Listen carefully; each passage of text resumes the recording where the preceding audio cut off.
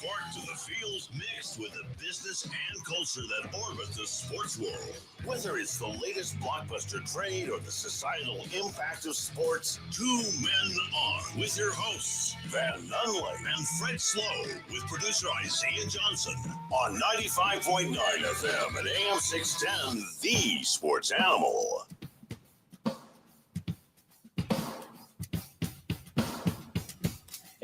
It's Friday, Albuquerque. Oh, wait, let me start over.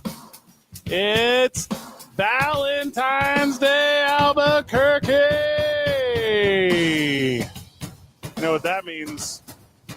That means I'm spinning with my Valentine, Steve Palmisano, here at the Albuquerque Duke store. Stephen, welcome. That's very sweet of you. I got you. Take care of you. Sweet, you know. See what I did there? Yeah, sweet like the cookie in front of you. What do you got there? I got a cookie. It's Orbit. Orbit. I love Orbit. The mascot of the Isotopes. Yeah, Absolutely. I'm in. And apparently the Dukes. You got a mashup? Yeah, we got a little mashup. Dang. Little mashup? Sweet.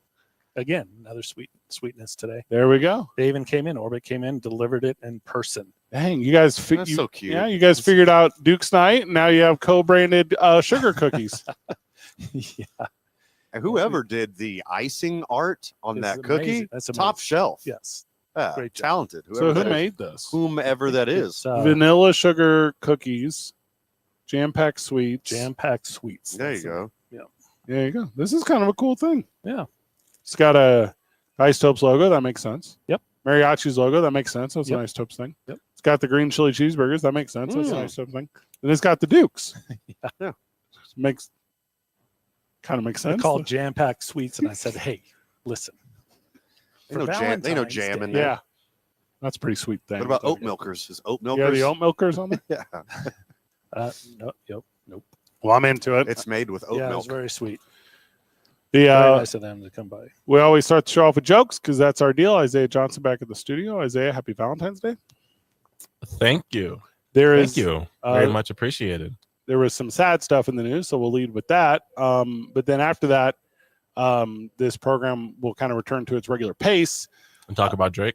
And there were two people shot during the Eagles Super Bowl celebration parade today during what is called a dispute between known entities. The shooting took place, I was just very close to kind of the celebration stage there. So two women shot, and currently a pursuit of for the shooter. So the manhunt is currently on. So there you go. No bueno. No, not good. Hey, will you guys chill out at Super Bowl parades, please? I don't get it, man. What, 2 years ago we had a shooting in Kansas Yeah. City? Like, here's another one in Philly. Also, two cities, it doesn't surprise me, Kansas City and Philly. I mean, it's the whole country, dude. Like, ugh. See how we don't have nice things? You're trying to ruin parades for everybody. You don't see this happening in June, do you? Yeah, I don't Nope, just on Super Bowl parades. I don't know if I get the punchline, but yeah, I don't get it at all. Actually, Pride parades. No one Oh. gets shot at pride parades. Oh, Is I what don't- I'm saying. I don't think that's accurate. I don't think that's accurate at all. If that's what you're saying, we are at a point now where these kind of gatherings, like it's on the forefront, right? Of literally every. I mean, this is why. I mean, you can claim otherwise politically, but this is why the inauguration was changed inside. You know, it's just, it is a wild time. I don't know the logic to take a gun to a parade. Like, I just don't get it. Well, I mean, it's for safety because you're surrounded by Eagles fans. I took from what you said that they knew each other. 18. Yeah. Oh, that's how it's being reported. I mean, I don't really know. Also, 18 additional individuals admitted to hospital with non-gunshot wounds. Excuse me. That was the previous one. This So- one says they cut through the porta potty line, and then somebody got mad. A melee ensued. Yeah. Chris Rock told you about this 20 years ago. Don't start a fight because somebody smudges your Puma. Like, this is No, stupid. Don't track. All they had to do is just walk in front of you in line. Who cares? Mm. Let them walk through. Ugh. So yeah, there you go, another one. So a day of celebration, just absolutely marred, and too many times have we talked about or referenced or something similar to this. Yuck. So yuck. Yep. Happened during the parade, not at the parade. So it was a gathering of people waiting for the arrival. So there you go. Obviously, there's a ton more details. You can go chase those all down yourself. But I mean, you can make jokes about location. You can make jokes about everyday occurrence, and you can do those things. But We're just so as a people, as a populace, we're so jaded. Like this, anywhere else in the world, this would like countrywide outrage if this happens anywhere else but here. Here, it's just another day. It's just another day. Just super crazy. They did have that big celebration though. The parade wise, they got out, and the Eagles got out in front of their fans. Okay, I mean, just put such like a blanket over it. Put such like a shade. It just casts such a shade over it, to where it's similar to the one in Kansas City 2 years ago, where you will like hold on to this identity of this thing, which sucks. It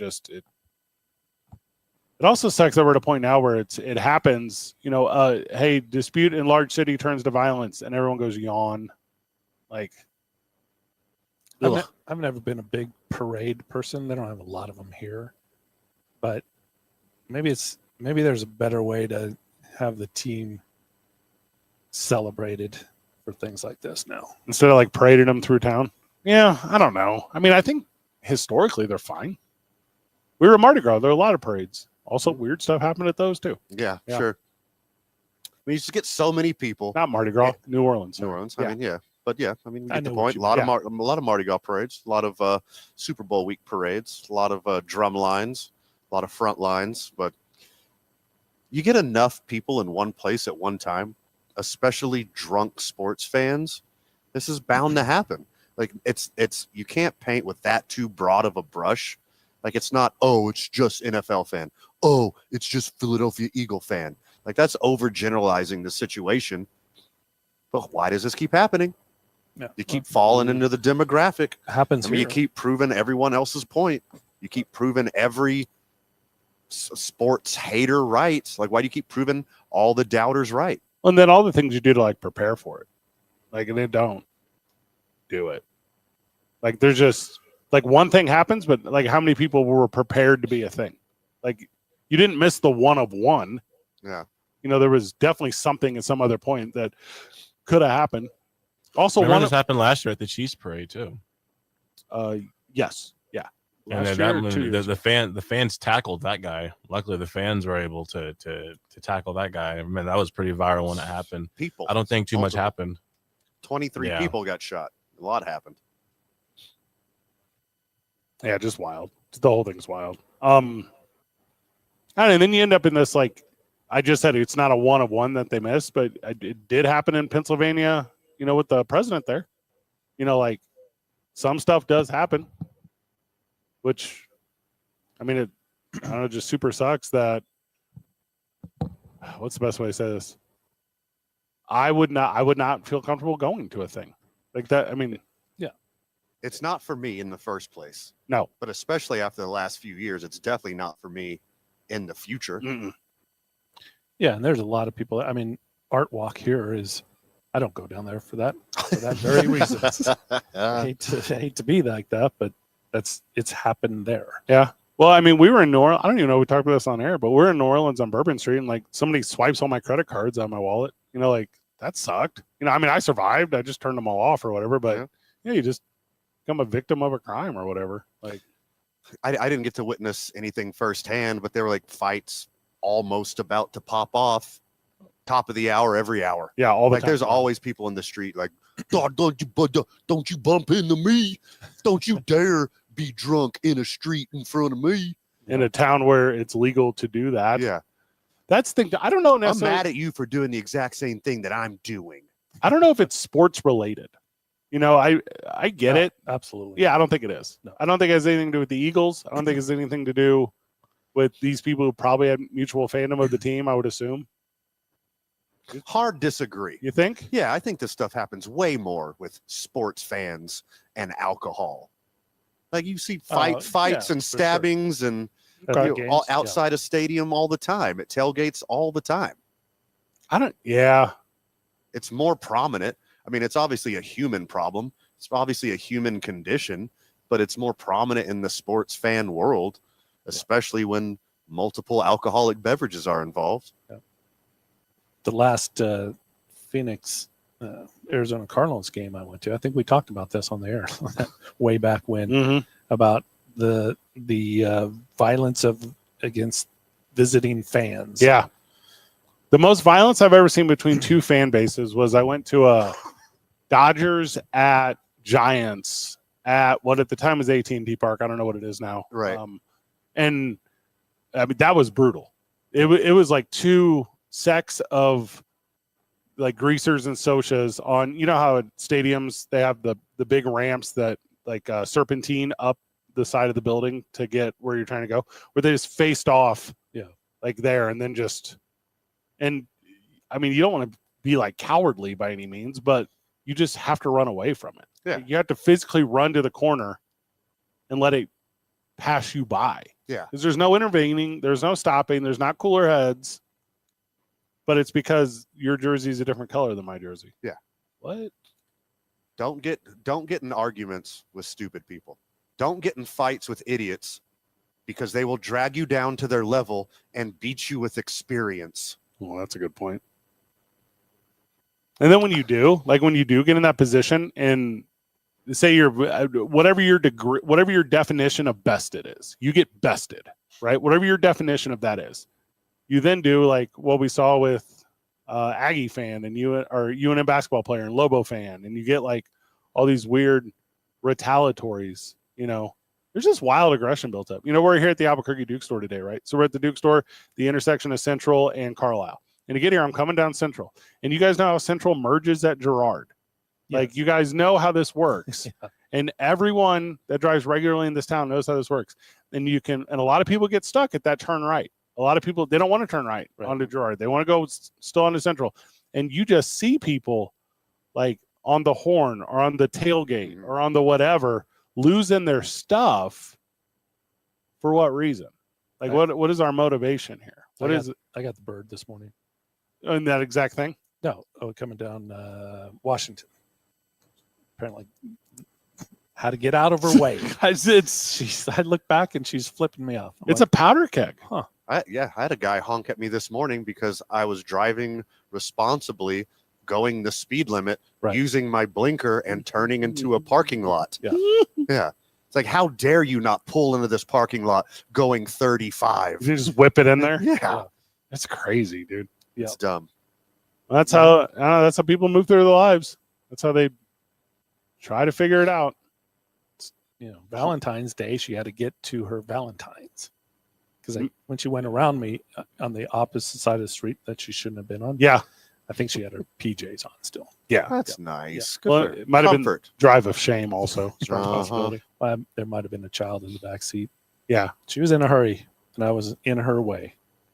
Again, friend of the show, leave on time. Yeah. You don't have to haul ass everywhere and put yourself and everyone else in danger if you leave on time. Also, if you don't have a Valentine, that's okay. You don't have to take it out on Steve. Sure. It's perfectly fine. Yeah. NBA All-Star Game is this weekend. We're going to talk about that. Ton going on in college basketball. We're going to talk about that. We're going to talk about this fun little dead period between the Super Bowl and the NFL draft. That is a okay talking point. And I would say we would celebrate like the Eagles parade, but I watched the highlights. It's like every other one you ever see. It's were all the players hammered? Yeah. Mm-hmm. Yeah. But now they wear branded Bud Light goggles because it became a thing. Yeah, because that's a thing now. Yeah. Yeah. There's except for the shootings, pretty fun day. It had a crowd. Mm-hmm. I mean, I guess I can't imagine Jalen Hurts was hammered up there on the stage. Was he? Just about everyone was. Were they? Just about everyone. You know it is. Matt Stafford tried to kill a gal a couple years ago. Right. Yeah. You know, that was not a brotherly shove he did. Just, I don't know. The not always does competence prevail. Not always. Also, hopefully they all got Ubered home. Like that's they didn't go home. They went to a something. Was Kellen Moore there? He was. Good for him. Yeah, he Yeah, was. one last hurrah. Mm-hmm. When we get back from the break, we're at the Albuquerque Duke store. We're here till 7 tonight, celebrating Valentine's Day. Also, all Albuquerque Dukes red T-shirts are 10% off. Sweet. Not just the red stuff. Thanks, fan. The whole building. Red hats. Also, too. red U&Ms too. Yeah. Yep. Oh, he sold out on red hats already. No, you I saw got some the red red hats. hats. Did you restock? No, I got some. Oh, good. I need one. 2 men on 95.9 FM and AM 610. The Sports Animal.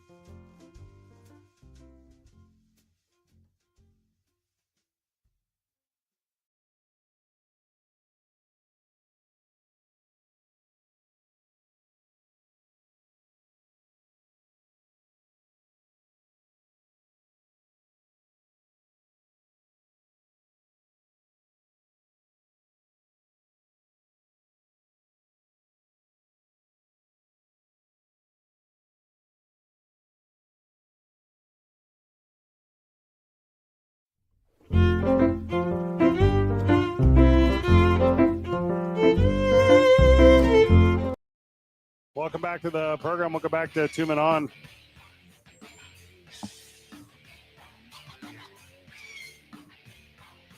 We're live from the Albuquerque Duke store.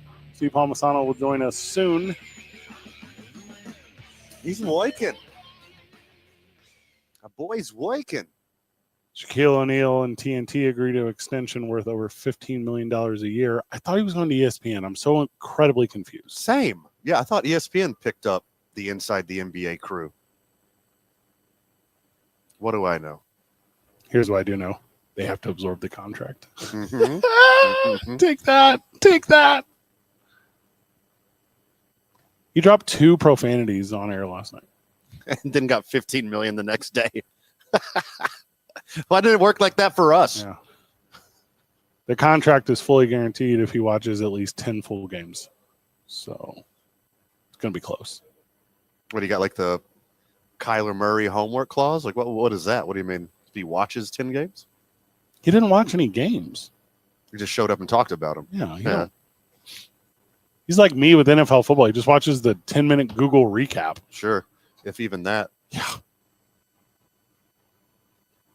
That's wild. $15 million a year to do what? Not even work the whole year. To make fun of Charles Barkley and talk about there's too many 3-pointers. Yeah.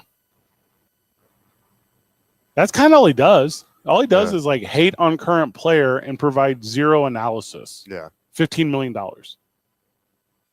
There's no way Victor Wembanyama could hang in my game. Prime Shaq will break Victor Wembanyama in half. How many chips you got?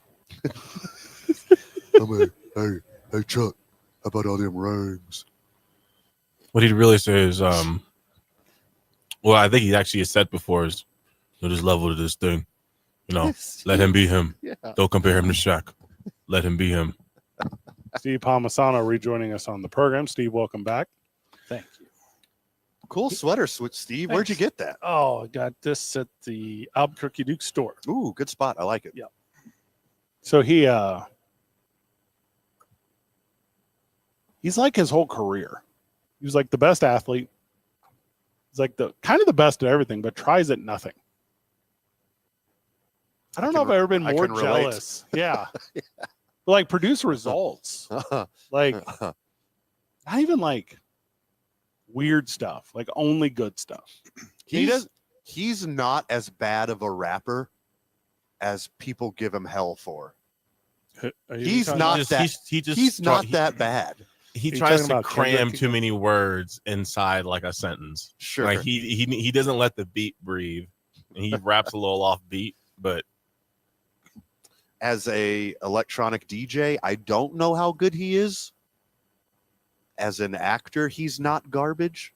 he gets As booked. a commercial personality, one of the best to ever do it.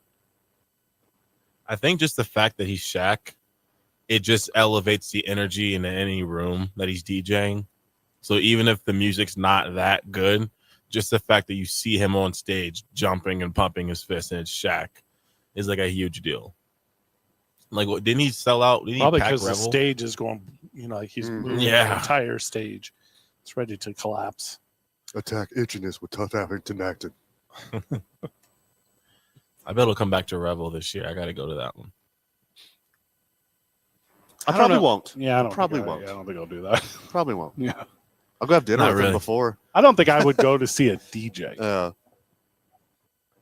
I think I would walk into Revel or wherever he's at and go, Probably mostly 20-year-olds in there. oh, I'm definitely not going to that party. I don't want to hang out with kids. Yeah. Hanging out with kids is the worst. I think I would go to, this is what I would do. Like if Shaq was in town, I would go and I would go, hey, Shaq, I know we missed that radio spot this week. Could I get that interview right now? Mhm. That's what I would do. Yeah. Like he'd be like, oh, sorry. Like he Yeah. didn't know about no interview. Like I'm just Mhm. lying. Like I don't. Also, like, what do you interview about? Like, it'd be the, Electronic music. no one's gonna listen. to that. Who are your biggest inspirations in the electronic music world? And And why is it Franklin. a boombox?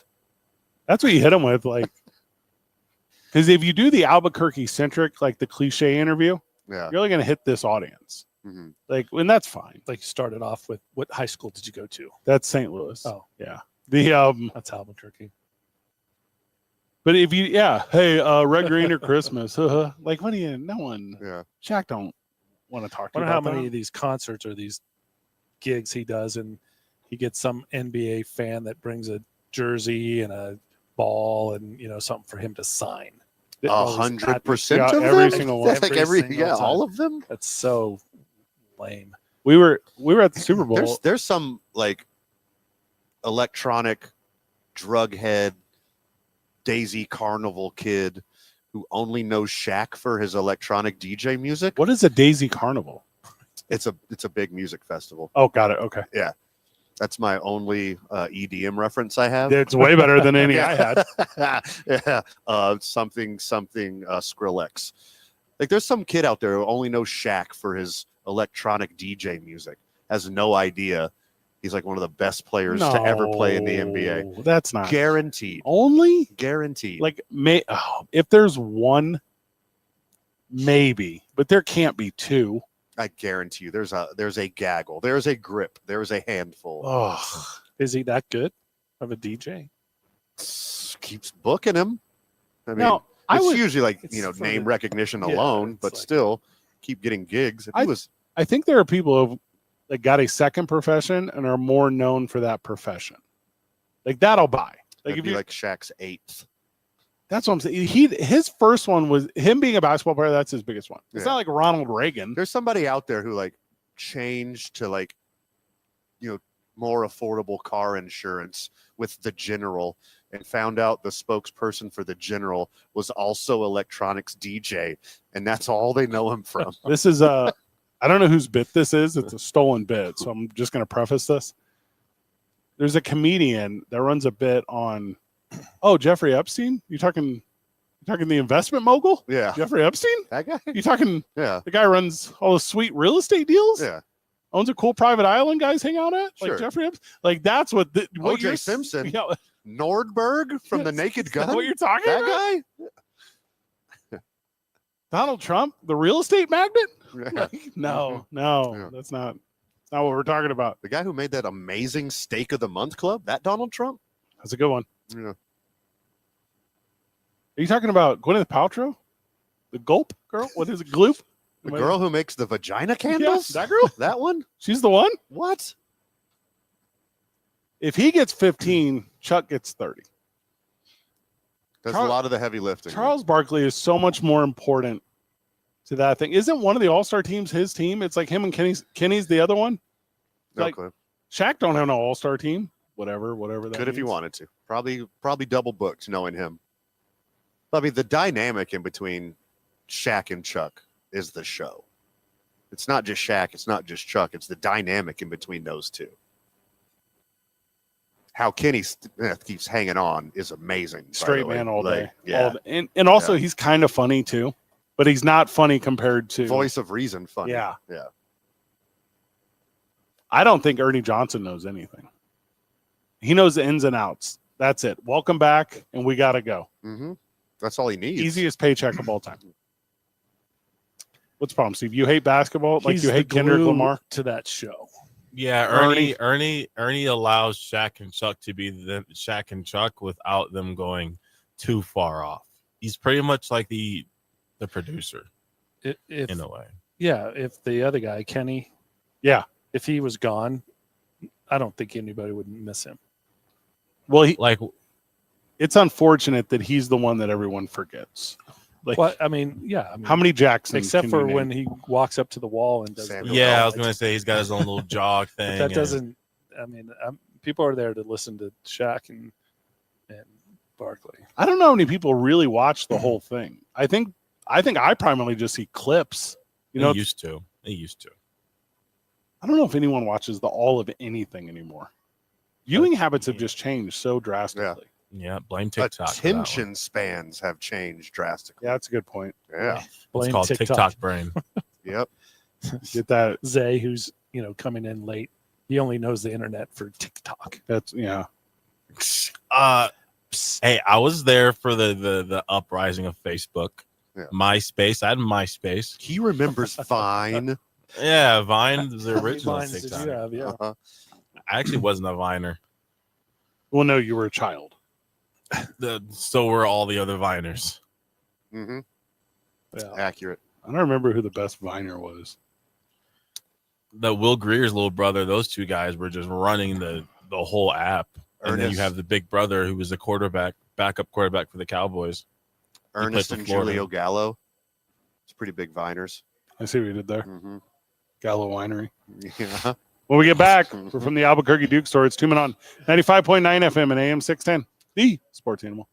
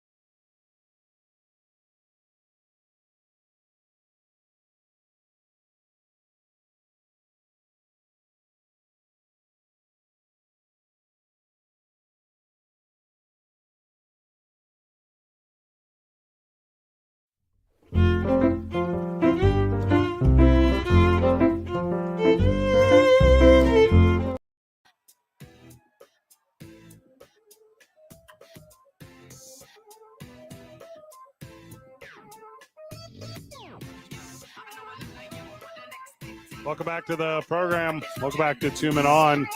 We talked yesterday or 2 days ago. We talked 2 days ago about how you could get a super cush job at the Major League Baseball Hall of Fame's library. You just had to work for free. Basically. Ichiro Suzuki today says he plans to do more than just be inducted into the Hall of Fame. He also intends to donate his entire personal collection to the museum in Cooperstown, man. So there's a What cool a thing. dude. Yep. What a dude. So he's like a gift to baseball. Himself. I mean, you could extrapolate that a little further. He's a gift to the world. Just a good dude. It's Just sweet. An absolute example for the class. It's sweet to put that stuff in like a public setting where it can get the reverence it deserves, you know, specifically in the Hall of Fame.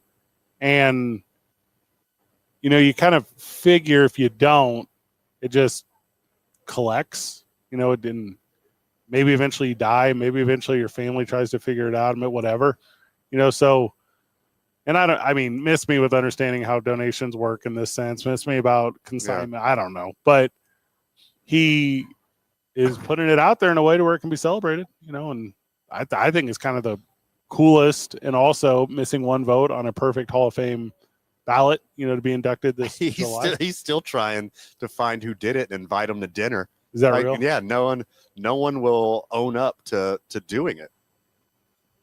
Also, Ichiro didn't say which personal collection. Like, is this like a personal collection of laser discs from the 1980s? Like, this could be anything.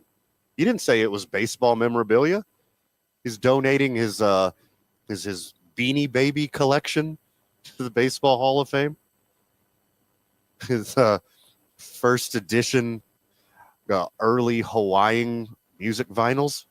Could be anything. He's got 10 gold gloves. I mean, give up one of those. That'd Yeah. be sweet. This is like a real power move, though. Like, you donate all your stuff, Right. and then you end up with like your own wing.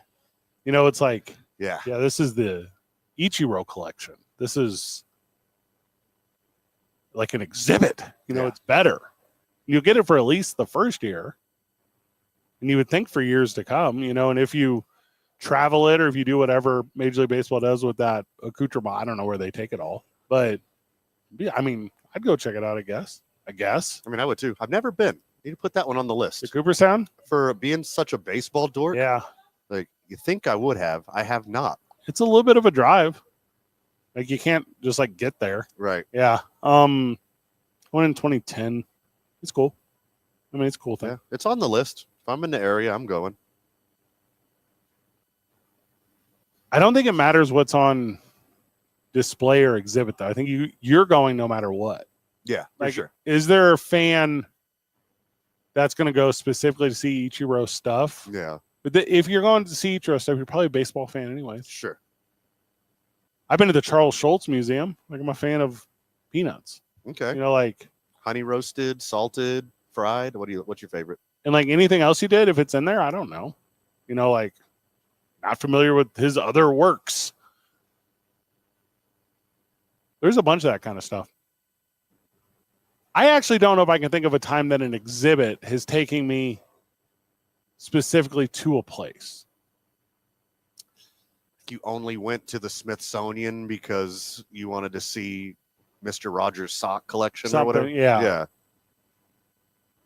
But I mean, it has to happen, right? There has to be it's like a big traveling one. Like, Yeah. I'm never going to the Hall of Fame until the steroid guys get in.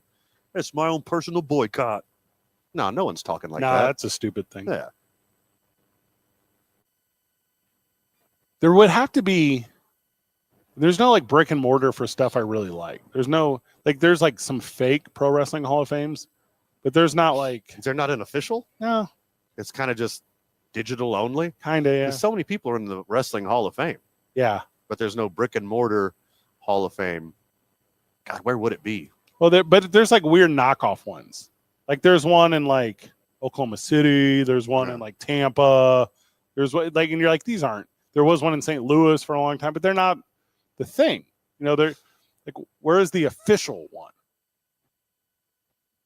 That's the thing with like New Mexico too. Now, who would run it? Who would curate it? Me, I could do it. That would. Oh, Can't just be WWE. Wrestling's bigger than just that's bigger. WWE. Yeah, you'd have to Yeah. get like Japan and stuff in there. Yeah. Yeah. Also, if they're paying what Major League Baseball is paying, I'm not doing it. No, No, of course not. 40 grand, not I wonder enough. I wonder if they got an application to be the Baseball Hall of Fame librarian yet. Probably not. You would think they got apps. 'Cause Like, that's negative money. In For- New York, well- that's what they're paying the librarians, negative money. well, Cooperstown is not close to New York City, but if you aren't qualified, put in an app. Yeah. Like, but if you are qualified, it's negative money. You can even make your student loan payments on a master's degree for what they're paying their librarian. Well, you can make the budgeted ones. How far is this? It's closer to Syracuse. And no one wants to fly to Syracuse. I guess you can fly to Albany. Still a second flight. It's still a second flight. Yeah, no matter which way. Yeah. It should be moved to just New York. Leave it in the spot it is. You I think it makes it more special. I think it makes it more special because you have to put out the effort to go there. It's not just like, well, I guess I'm here. I'll go. No, it's like, no, you have to have intention to go there. Yeah. I think that's way cooler. And then when you go out there, you do all the weird stuff like, I'm at the local creamery, like Mhm. whatever is Yeah. in Cooperstown. Can you believe they had a bed and breakfast? Yes, I can. Yes, Mm. I can. In the heart of New York State, I mean, that's their main economy. Let's be honest here. bed and breakfast. Yeah. We're a sleepy little baseball town. I saw an Amish person on a carriage. Mhm. Oh my God. And in 2020, take a picture because I respect their culture. in 2025, we messed around and put the first Japanese-born player in our Hall of Fame. Take that. Well, take what? What do you? You're not progressive. You're in the middle of New York State, Yeah. Uh-huh. and not even like. I mean, the first deserving one. I mean, racism didn't keep them out. Yeah, you're right. Yeah. Yeah, they just weren't producing them like that. I mean, racism didn't keep them in the beginning, but it didn't keep them out now. That's a good point too. Yeah. Lots of buzz in the world of baseball. We'll talk about a lot of that, including conversations about Alex Bregman, which we talked about yesterday. Obviously, the NBA on hiatus tonight as the All-Star Game festivities, activities, Sure. to-dos, they're all this weekend. So that'll be a lot of fun if you're into that. Also, the Forbes put out the valuation deal for basketball teams. This is one of my favorite ones because it changes all the time. Right. Like this is the sole one where it's based off if your team is a winner, and we'll go over that too. It's 2 Men On live from the Albuquerque Duke Store, 95.9 FM and AM 610, the Sports Animal. This report.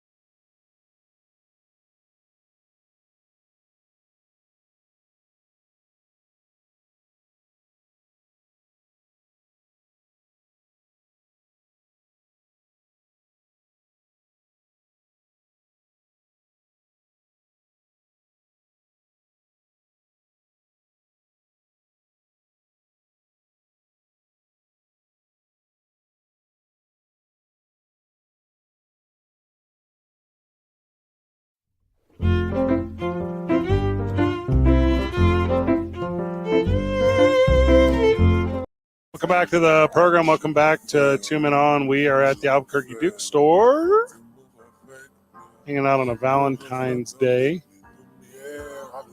Most valuable franchise in the NBA, the Golden State Warriors, Van. I would have guessed them third. Behind, Lakers and Knicks. it's not even close how much more valuable they are than the Lakers and Knicks. Golden State Warriors are evaluated at $9.4 billion. Oh, that's a lot. New York Knicks $7.5 billion. LA Lakers $7 billion. Okay. And then it falls off from there. Bulls 5.8, Rockets 5.7, so on and so forth. The average salary is about 4.66 repeating. Okay. So, Where are the Celtics at? Right behind the Rockets? 7. Yeah. Yeah, 5.5. Nets. I would have thought the Celtics would have been ahead of the Rockets, but I would have got the top 5, 6. CNBC is saying that those numbers might actually be low. Okay. So heads up. People are trying to buy the Celtics right now, right? Everyone. So you think it would probably go for like 6, 7? Well, you kind of evaluate it a couple years down the road. It's basically like their current valuation plus 20-ish%. Kind of what you would sell it for. It's never the actual current value that you sell something for as big as like a sports franchise. Well, and you and I are not rich by any means, but we understand. In love, Okay. in spirit, All right. in giggles, Fellowship. But But for counting money, no. No, not so, money. Not so much. Yeah. so you can't like forecast like a gains on this or anything because it'll never ever really appear. Like you're always you're gonna take out a loan, you're gonna do a dividend, there's gonna be a lot of ways to make this make sense paper wise. Yeah. But like traditionally, you can't really move a thing until you've owned it for some period of time. Like that's kind of think of a home or think of a whatever. That doesn't work here. Like you buy this just so you can use it to prove your credit value forever. Mm-hmm. And you just lean against it forever. Yeah. Whether you care about your franchise or not. A lot of people look at it just as an asset. And it ruins fan bases when you don't.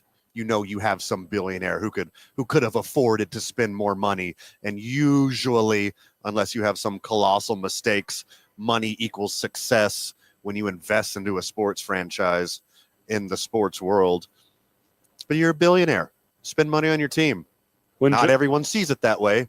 Some people see buying the Boston Celtics like any other investing in any other franchise, whether it's food or oil or steel or whatever.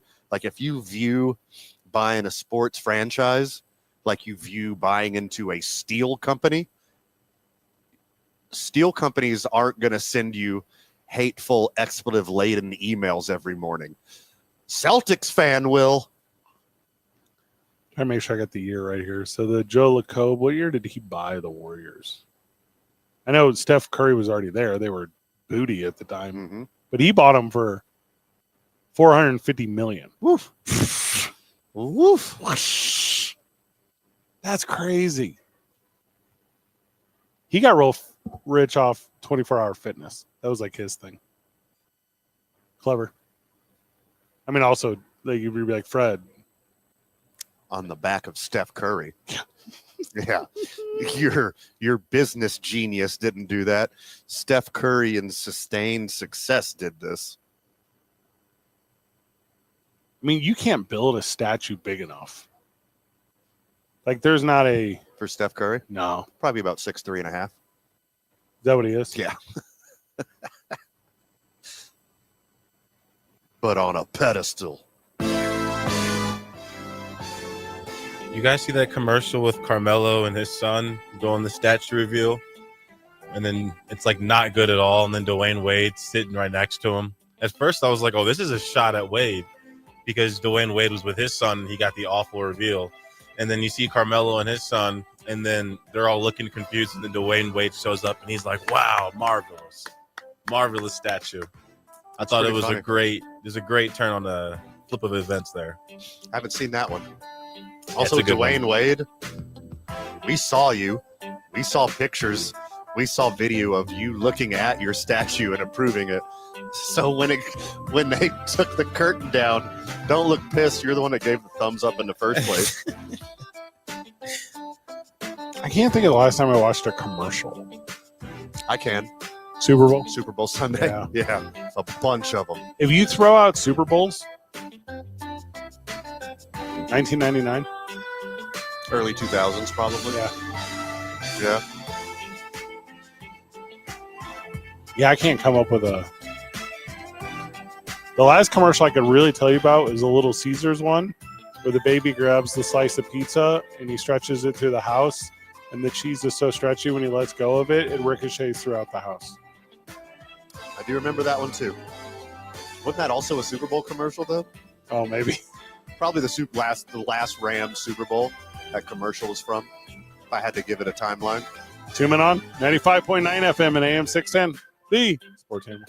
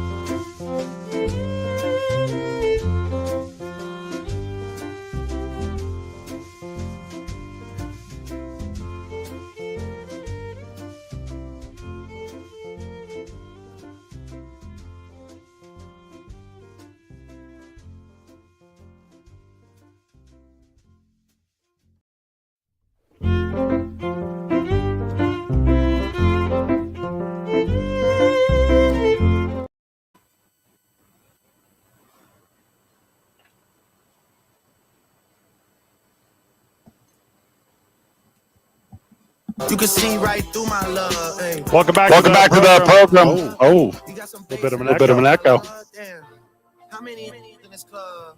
Is it really just me? Welcome back to the program. Welcome back to Two Men On. We are from the Albuquerque Duke store today on a Valentine's Day. Thank you for hanging out with us. Steve Palmisano rejoins us. Steve, welcome back. Thank you, sir. Did you miss me? No, gosh. Oh, gosh, no. I mean, friend of the show did. Like, we got some strongly worded emails pouring in during last segment. I don't give out my email. Where's Steve? R.I.P. Steve. Right. Free Steve. Save Steve. Like, all of them. I was busy. Yeah. Helping customers. You have to work. You don't just Yes. hang out and talk smack with us. Right. NBA All-Star Weekend this weekend. You guys get up for that? Dunk contest every year, baby. Who's in it? Mac McClung and a bunch of other people. Pull it. It's an on Prize Picks. The Cooper DeJean of the NBA. I'm pull up Prize Picks. Yeah. They're not doing like a flag football game instead this year? Or? So it's a pick'em 3-on-3 style basketball tournament this year. Oh. They're trying something different, and I don't think it's going to work. Like, who's the pick'ems, though? It's whoever wins the futures game versus 3 different NBA pickup basketball teams. And one's coached by Charles Barkley and one by Kenny Smith and one by Candace Owens. Candace Owens? Is that right? Okay. So they're not going to go left, is what you're saying. I just wondered. Yeah. Another 3-point from the right corner. Candace Owens' team. Dunk competition. Mac McClung. No clue who this guy is. Matas Buziels. No clue. Okay. Shabuzi? Thank you. Stephon Castle and Andre Jackson Jr. I Who's the am for favorite? real. It's got to be Mac McClung. I mean, he wins it every year. He's the favorite. Oh, I thought Jackson was. Why? Because I heard somebody say that. Nope. 3-point competition. Okay. Buddy Hield, kind of a shooter. Caitlin Clark. Cade Cunningham's a shooter. He could win. Cade maybe. can go. Yeah. Cameron Johnson, Damian Lillard. I think probably put your money on him. Darius Garland, Jalen Brunson, and Tyler Hero. God, the NBA fan base would flip if Tyler Hero won the 3-point competition and Mac McClung won the dunk competition. Uh-huh. Be over. Tyler Hero, his 10 of 10 winning dunk. He does a backflip over Cooper DeJean.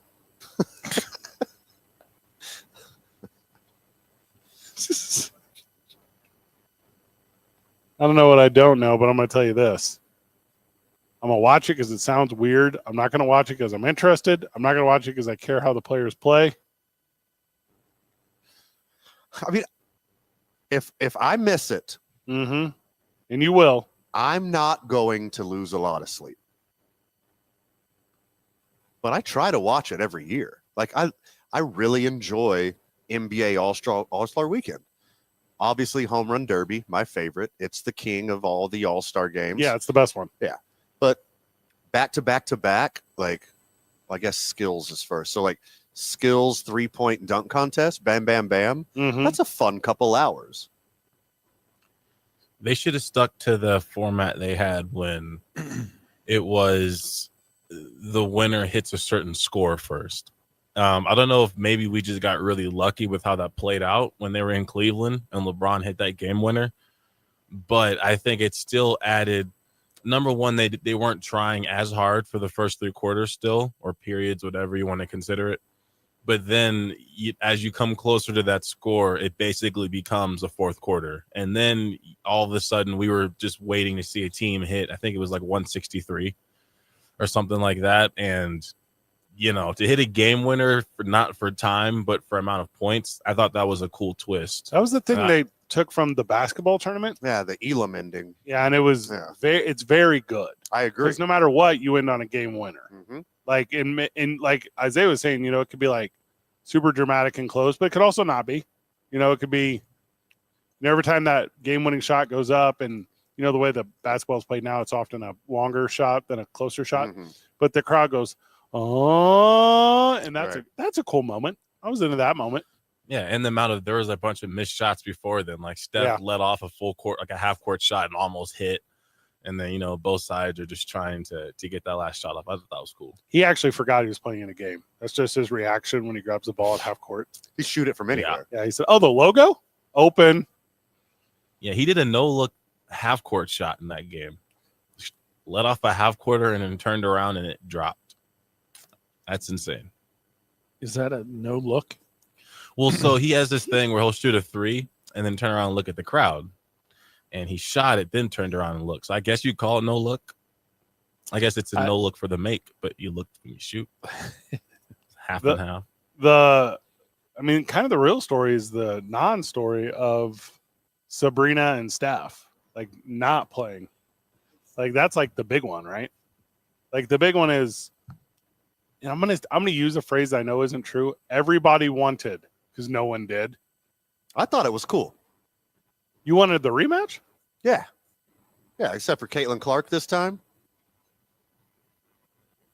If you'd have had him, like, and Klay Thompson showed up too, and if you'd have had like combined score something, it would allow you to have a rubber one next year. Yes. Yeah. Yeah. Because regardless of who won, there was, this, that, or whatever.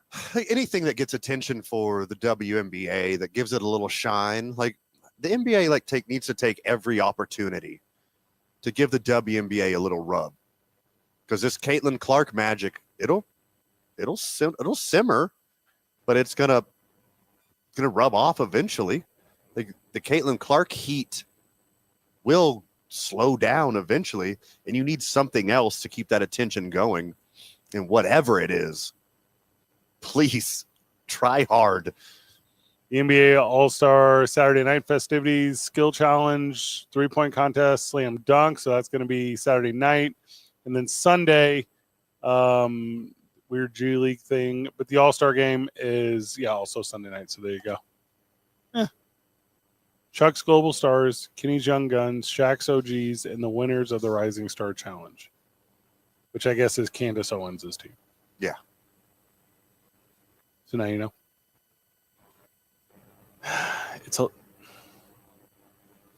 There's no way you're going to bring back NBA fan who's quit with this. Like this might Agree. work. Yeah, this might work for new fan. This might work for current fan. But if you were, and by the way, this person exists in droves because the NBA used to be Christmas on, now it's All-Star game on. There are people right now that were so enamored with football over the last whatevers that they were like, I'm not even paying attention until after the All-Star game. Right. Yeah. And this has to be, or this should have been like an example of welcome back. This should have been that thing. And it has not been. I mean, and an NBA fan who quit watching isn't because of the product, isn't because there's no new hot white American star. It's not because there's no new Larry Bird. It's because of BLM stuff during COVID. Like it's because of political stuff, because their favorite team or their favorite player put on a shirt they didn't agree with. That's why NBA fan hasn't came back. Well, it's not the product on the court. NBA superstar has never been more talented. That part's true. But there is something to say about like lost fan bases. I saw a thing that said that Chicago Bulls viewership is down like 70% from where it was last year. And it's like those big markets have lost like a lot of that. And if you lose Chicago, right, like you're losing if you lose a million fans. If you lose the sports town. Yeah. And I don't know if that, and also Chicago is not oppo like racial strife. It's not oppo like political fairness. But that team, I don't even think they have an all-star, do they? I'm literally doing it in my head. I don't think they do. They traded them away. That sucks. Yeah. I mean, for the Bulls specifically, I think it's mediocrity and less. You don't have a competitive team out there year in and year out. Those numbers aren't going to be there. I found it right here. You ready? So the bottom 5 teams year-over-year average viewership as of the start of this month. The Bulls were down 63%. The Heat were down 56%. The Hawks were down 50%. And then the Jazz were down 44%. The Wizards were also down 30-something%. But Is there a single team that's up? Oklahoma City Thunder. yeah, that's got to be the one. Right? That's it, right? Cleveland and Oklahoma City are the only two that's up, and it's by like percentage points. And then everyone else is down. Well, and there's probably something we don't know anything about. Like, Oh, I and know- hey, Lakers through the roof right now. I know Chicago has this new like sports network thing where they put the Blackhawks and the White Sox. And I think there's like a bunch of big issues with that thing too. So the Bulls, the White Sox, and the Blackhawks, and you have to pay to add this channel. It's like your TV package. I think it's called Chicago Sports Network. Yeah. Okay. And like none of those three teams are worth spending any money on. Sure. Like, and if you can get them trust, really cool. But like once you start putting up these blockades, I guess, these gates to like easy and affordable access to your team, you're gonna lose this fandom we're talking about. You know? I think Major League Baseball is finally learning that lesson and making their local viewership a little more accessible. And I think that will continue. The NBA needs to learn their lesson real fast because their numbers are absolutely crippling compared to where they were a couple of years ago. Supporting your local team should not be a luxury. Yeah. Yeah. Attending games is a luxury now, Yeah. but watching and supporting your game, you should make it as cheap and easy as possible. Like attending the game, merch, concessions, you want to be way in the black on that stuff. But as far as like allowing fans who can't be fans in any other way besides watching, you want to make your product accessible or you're going to run them away.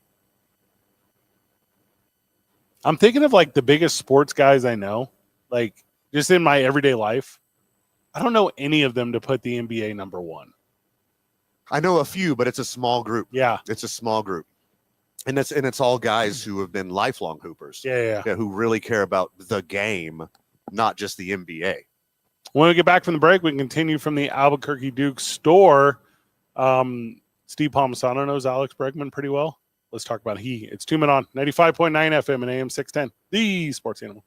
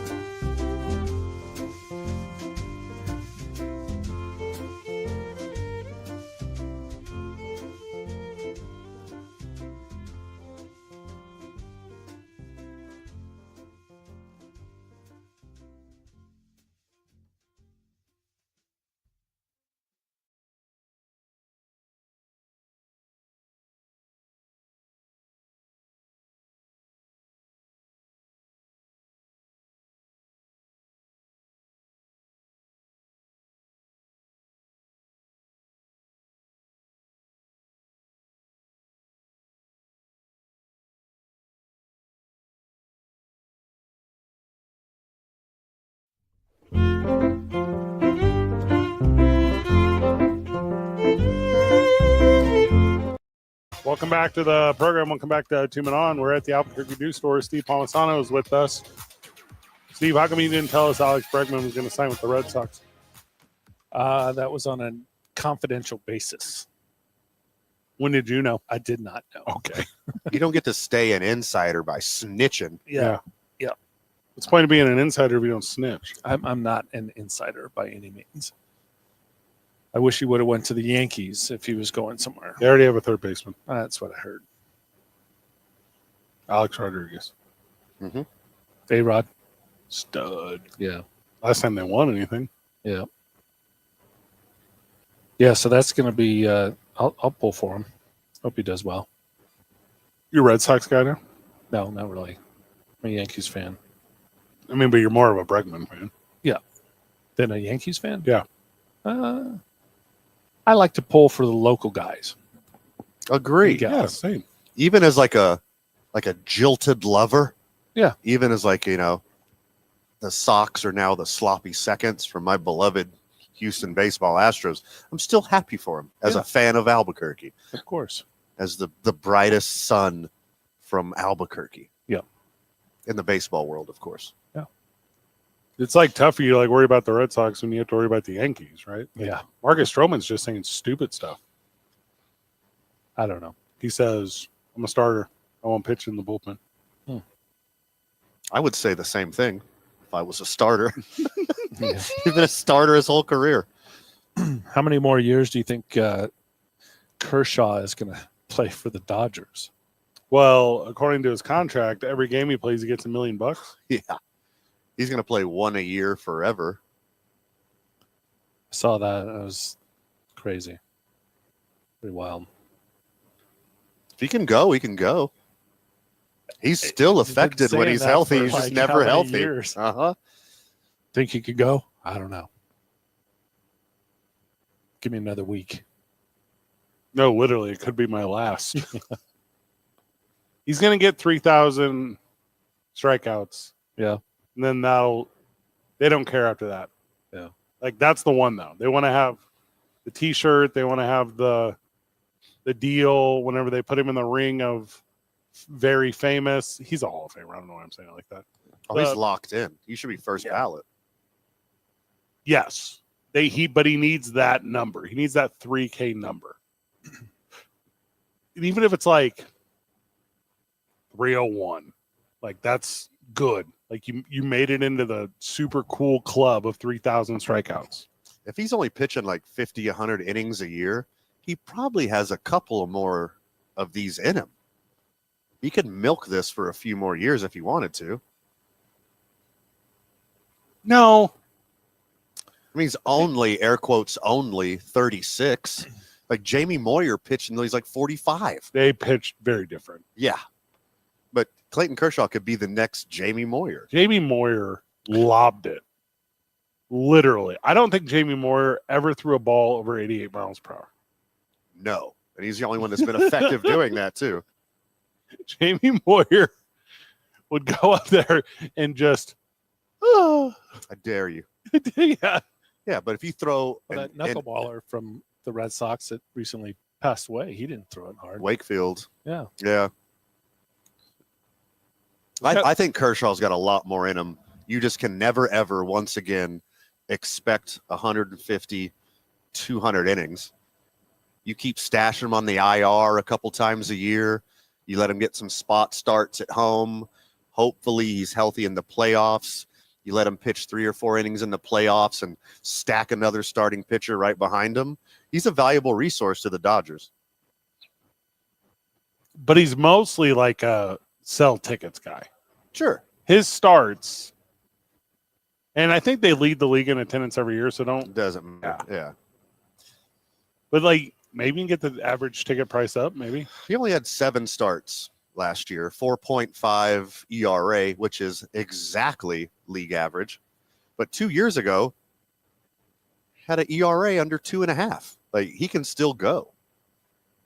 He just has to be healthy, which never has been. No, he had like early in his career. Well, early in his career, yeah. of course, but he hasn't hit He hasn't hit 150 innings since 2019. That's 5 straight seasons of not being able to pitch full time. And when he's healthy, he's on the mound, he's still effective. He's still a dude, and he's air quotes only 36. It just seems like he's been around forever because he was a stud when he was so young. How's Alex Bregman going to fare in the AL East? He going to be a dude out there? Yeah, I think he's going to be rejuvenated with his new team, reunited with his old manager. When do they play against Houston? Have you looked that up yet, man? No. With the way that the season is laid out now, obviously that has to happen. So that's going to be a sweet thing. Home and away versus everybody. The AL East doesn't have. No, they got good pitching, man. It's like they can get you out in the AL East. Yeah. He has to start real hot, or there's nothing there. Yeah. Like he can't ease into a season. Like he has to come out and hit it off the top of that green monster multiple times. And he's notoriously a slow starter. Yeah.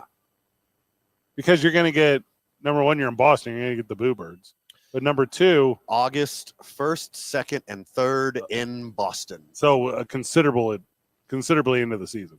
August 11, 12, 13 in Houston. That'll So be you're a good all the way 2 in the weeks. out. You're an established Red Sox by then. I agree. Yeah. You'll have highlights by then. hmm You think He will be welcomed in Houston. Yeah, he'll be welcome back. Yeah. They wouldn't. boo him. Houston fan base doesn't do that. Oh, they don't. They've never. You can bang on some trash cans when he comes up to bat. How's Brad Lidge doing?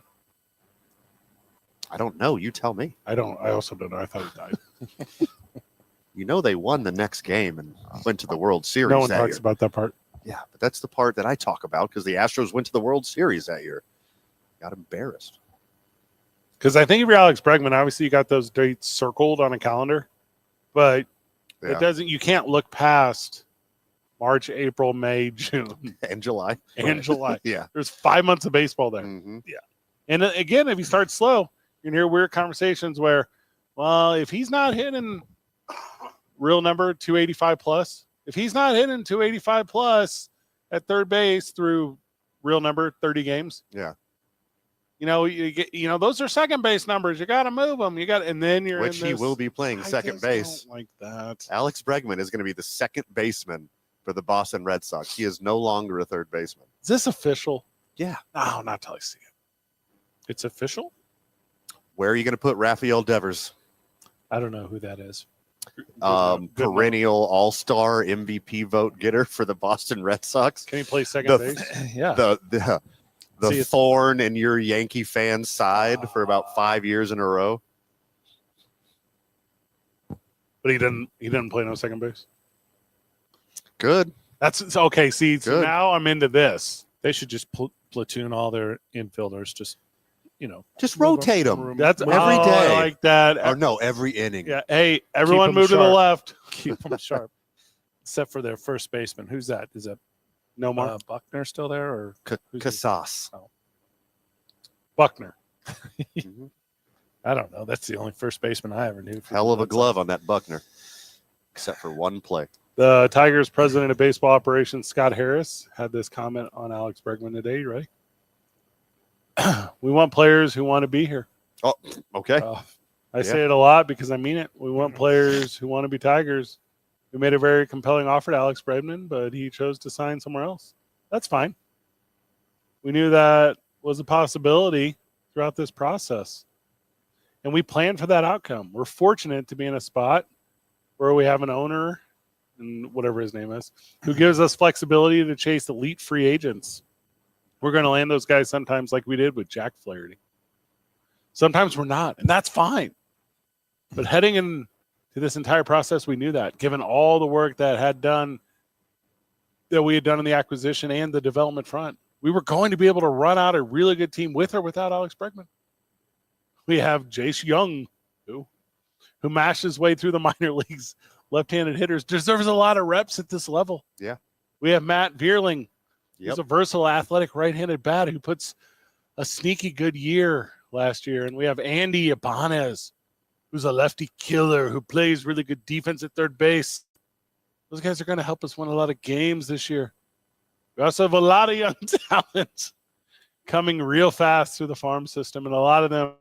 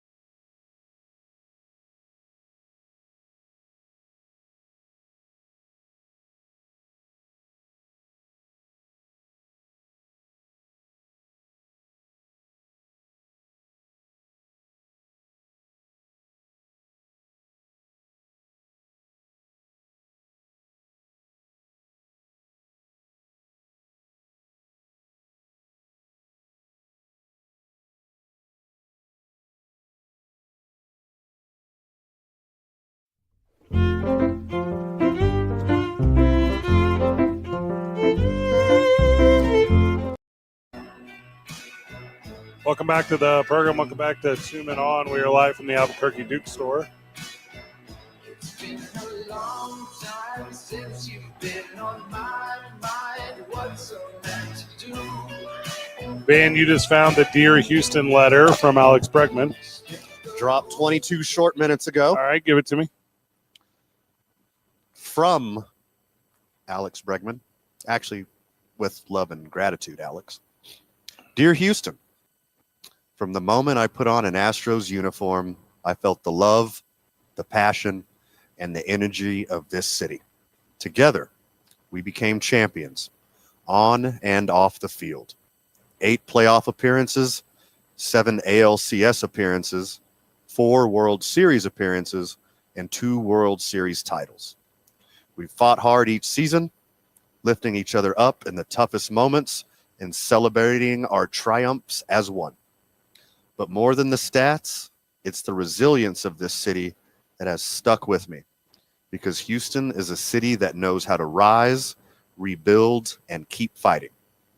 From weathering natural disasters to overcoming the global challenges of a pandemic and rallying behind philanthropic causes, aiding our great community, Houston has always come together in a way only this city can.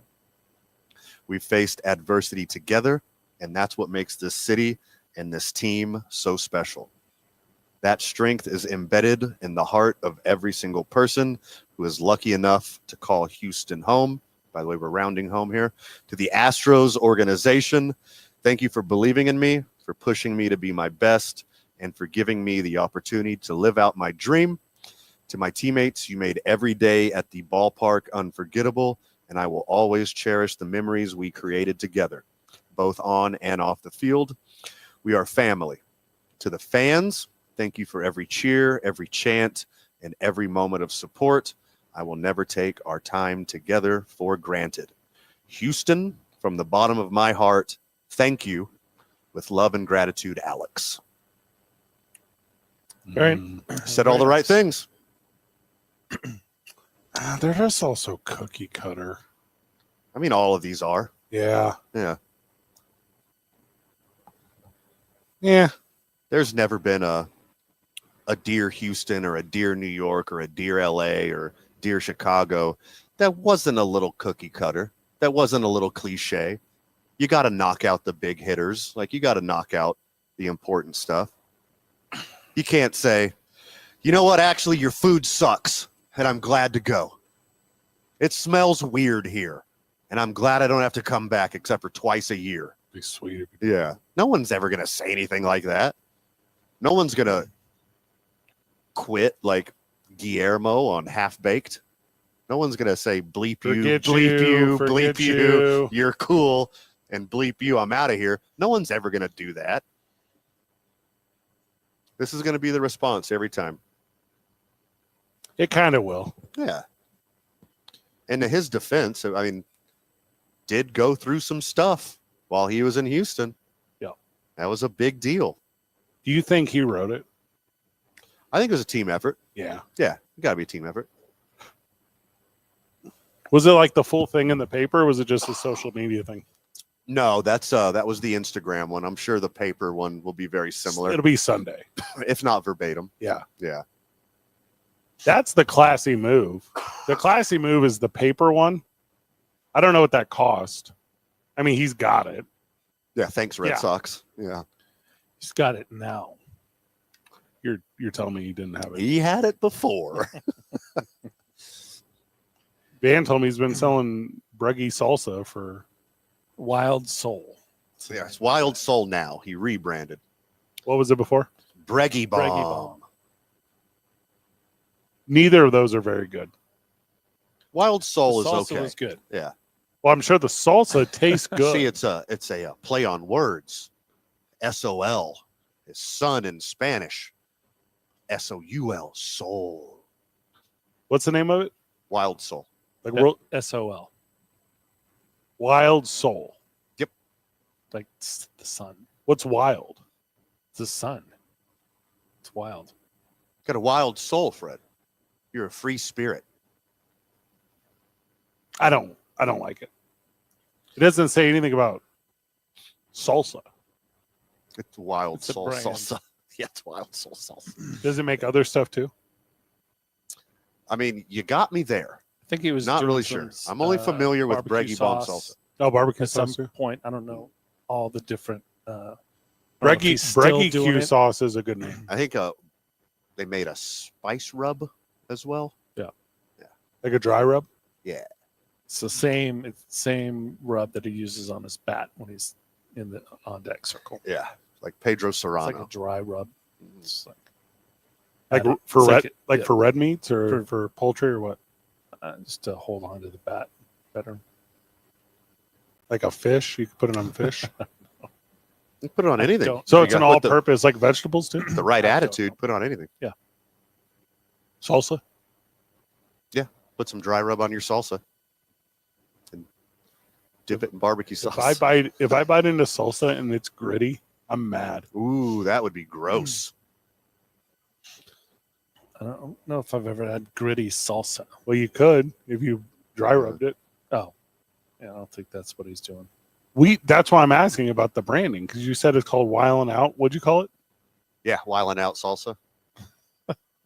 Which I'm into. I mean, it's gritty's only okay if it's Isaiah's salsa. He, Gritty grind he doesn't want to salsa. choose. He's on that gritty grind. Choose salsa. Not literally gritty, metaphorically gritty. That I was talking literally. Yeah. Like if it like No, if it was literally gritty, that's awful. It's disgusting. I thought you meant like doing yeah. the gritty dance while Yeah. salsa dance. Well, that too. like Justin Jefferson. I'm sure there's some way to combine the two. The What- gritty with a salsa dance.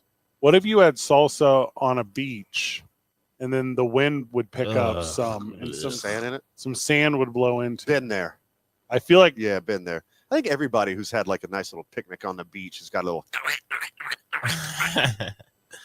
Or when a little bit of jelly gets stuck in the peanut butter. that's delicious. What are you Mhm. talking about? Oh, now the little crunch. Oh gosh, no. Oh, if you didn't see it coming, that's awful. Yeah. You're expecting a smooth bite and you get a crunchy piece of jelly and Oh peanut god, butter. you're scared. Yeah, Wait, I hold get on. terrified. I get terrified. Crunchy piece of jelly and peanut butter. No, you that's meant backwards. that's scary. You said it backwards. Crunchy piece of peanut butter in jelly. Scary, but like not as Yeah, bad. very reasonable. Crunchy jelly, that's bad. Well, the peanut butter dries it out.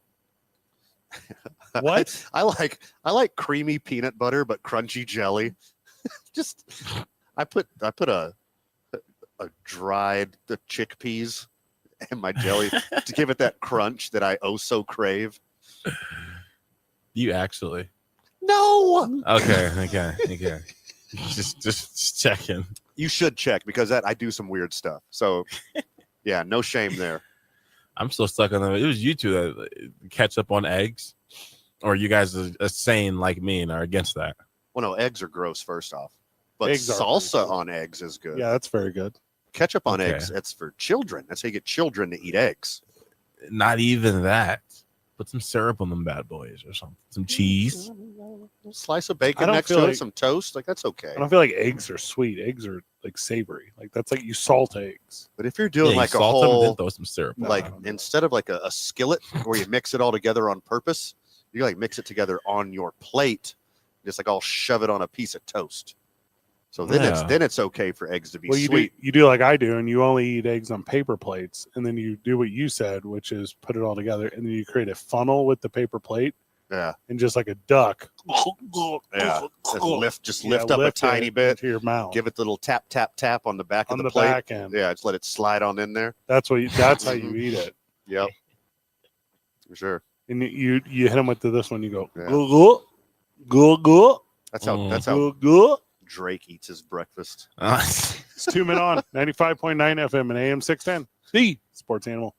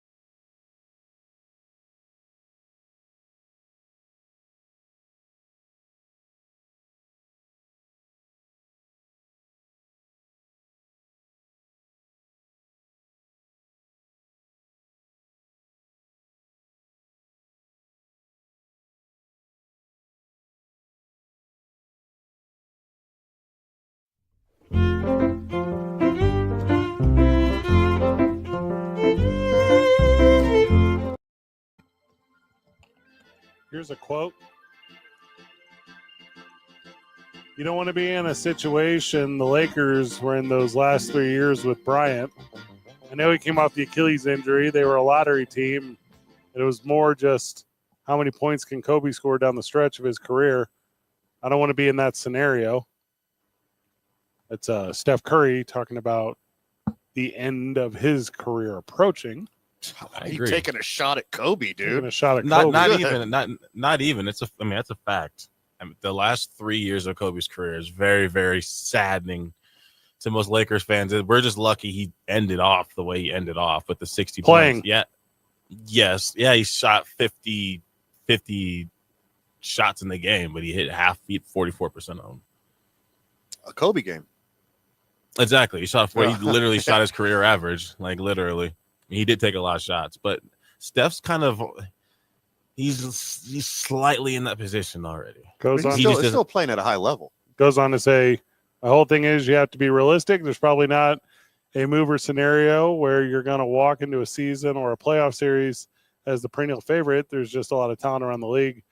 But to be competitive, you have to have a chance, and that's what we want to see. I'm sure that our fans want to see playing meaningful games no matter how it ends.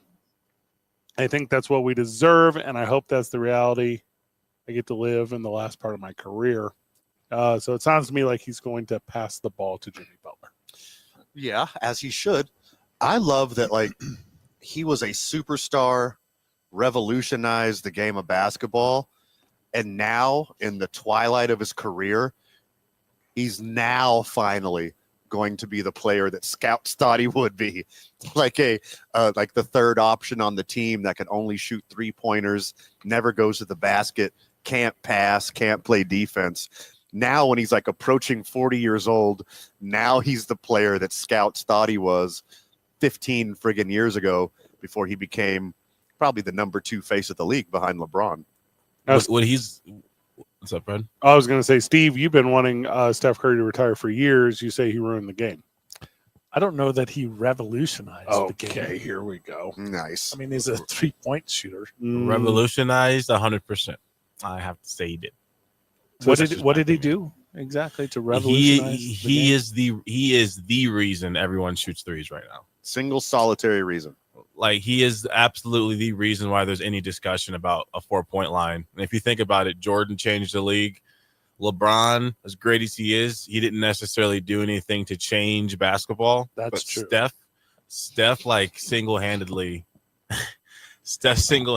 is like, yeah, everyone wants to shoot threes because of him. And also I will kids agree. who are short. Kids who are Because short. he could make them. I mean, the 3-pointer Yeah, those- was there before Steph got there. That is correct. Those It was- itty bitty 6'3" and a half kids out there with no confidence because they're so short.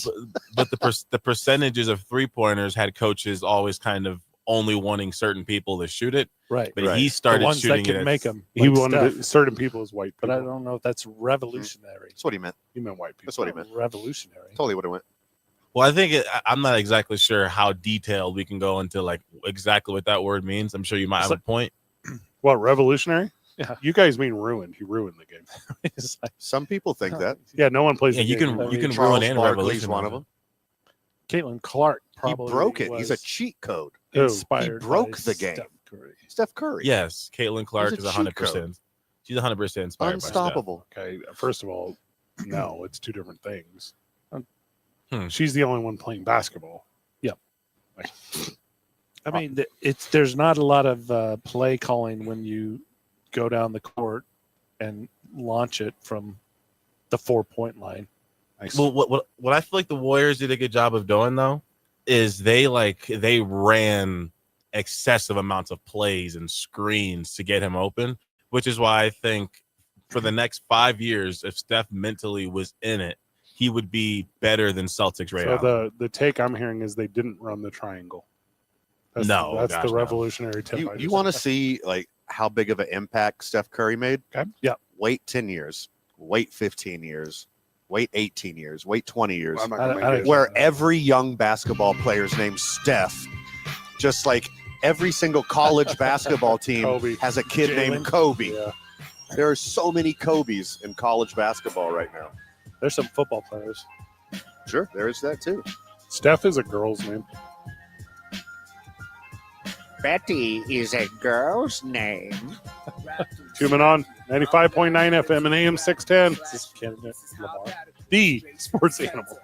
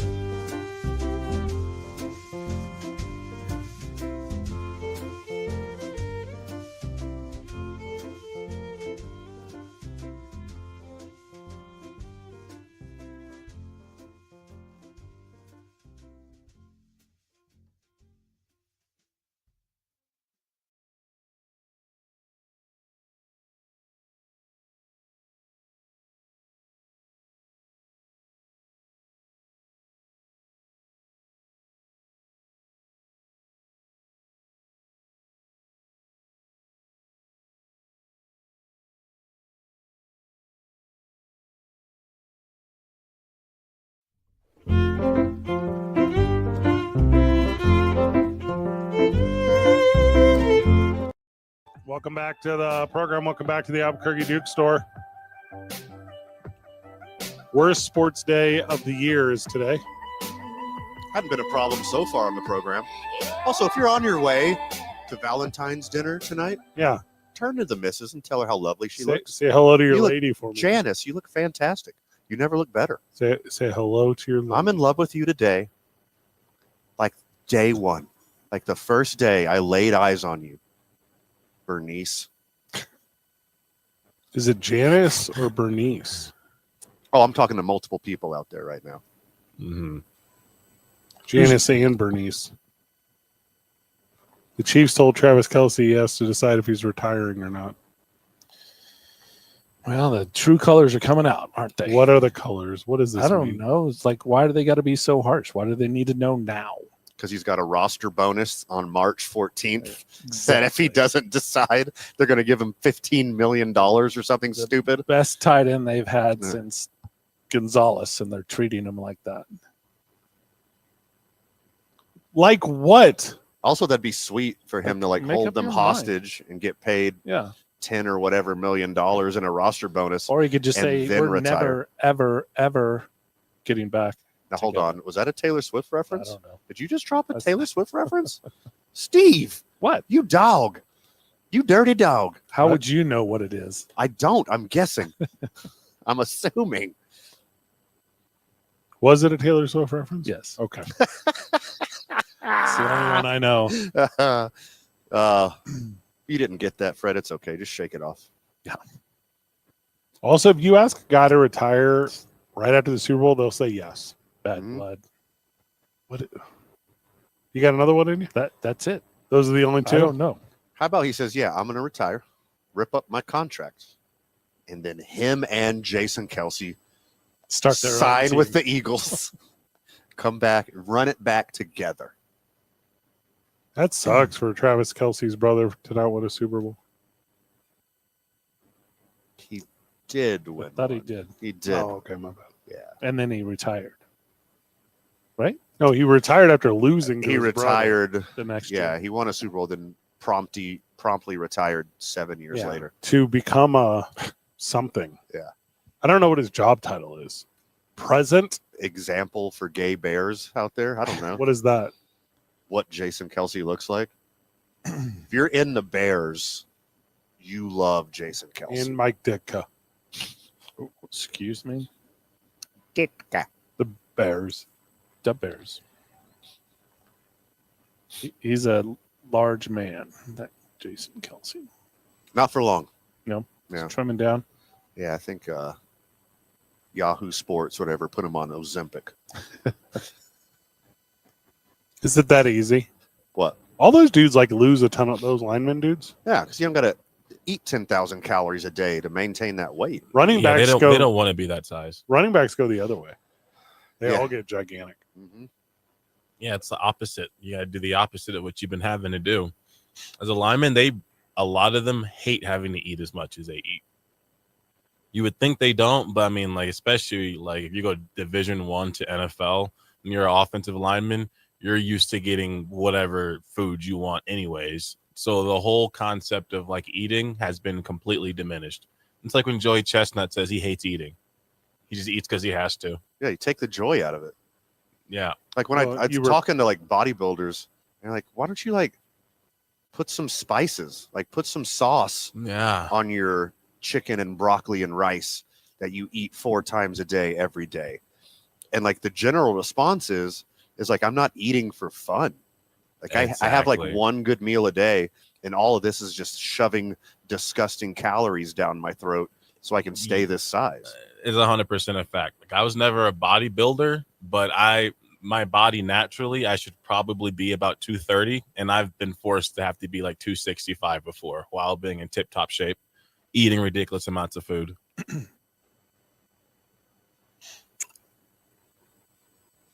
Yeah, it's not fun. Raheem Mostert was released from the Dolphins. He go. He will forever be remembered as having one very good season. He finally got healthy. They finally gave him the ball. He showed up and showed out, and then poof, back to normal. Never ever will he be good again. Also, early predictor, he's going to go back to the 49ers. Early predictor. I got you. Yeah. Yeah. Somebody will give him a gig. He'd be a great RB2 somewhere. Bruce Wayne on the line. Does he have a Raheem Mostert take? No, he wants to talk about like Weight Watchers type stuff. Oh, excellent. All right. Love so this. All right. So Uh-huh. a guy who's not afraid to count his points, friend of the show, Wayne, welcome. I wasn't talking about what he what. That's the worst lead into anything. I definitely wasn't talking about Weight Watchers stuff. But I was talking about. I do think it's kind of weird though. As athletes, they get more attractive as they get richer and richer. You saw that with Tom Brady, and even the Kelsey guys are seen as most attractive men. And if you look at them in college, they weren't very attractive. So Unless I you're definitely Jalen think Hurts. they do more than Ozempic. I think they do a lot more cosmetic stuff too, in addition to them getting in shape. I think there's something more to that. I would definitely be interested in seeing who's the plastic surgeon for the NFL as well, because I do think they have some more work done than just some steroids and some weights and eating clean, or quote unquote eating clean. But yeah, I totally relate to them. You met me. I'm a little guy, but I played football all through high school, and you're active and you run, and I could see why running backs gain weight, because you're not running and being more active, but your diet, your appetite still stays the same, but your workout regimen doesn't. So you do gain more weight as you get older because of that same concept. And I think with linemen, they're not as active. They're just used to just being massive. So there's definitely a science to that as far as them cutting weight, because they can just kind of slow down their eating, and then it doesn't really change too much because their activities never really changed in the first place. As far as them being as active, I'm going to say they don't work out, but I'm saying their weight and their regimen is a lot different than a running back's regimen as far as working out. So I just had to jump in on that, man. It's good talking to you guys. I haven't talked to you in a minute, so I thought I'd chime in. Oh, good call. Good call. Oh, good call. Good point. Better point. You can't get small if you just keep eating, not like less food, but less good for you food. Mm-hmm. Right. So Yeah. hear me out. Yeah. Replace your glass of water with a milkshake. Mm-hmm. Yeah. Or just instead of glass of water, just a whole like 16 ounces of beef tallow.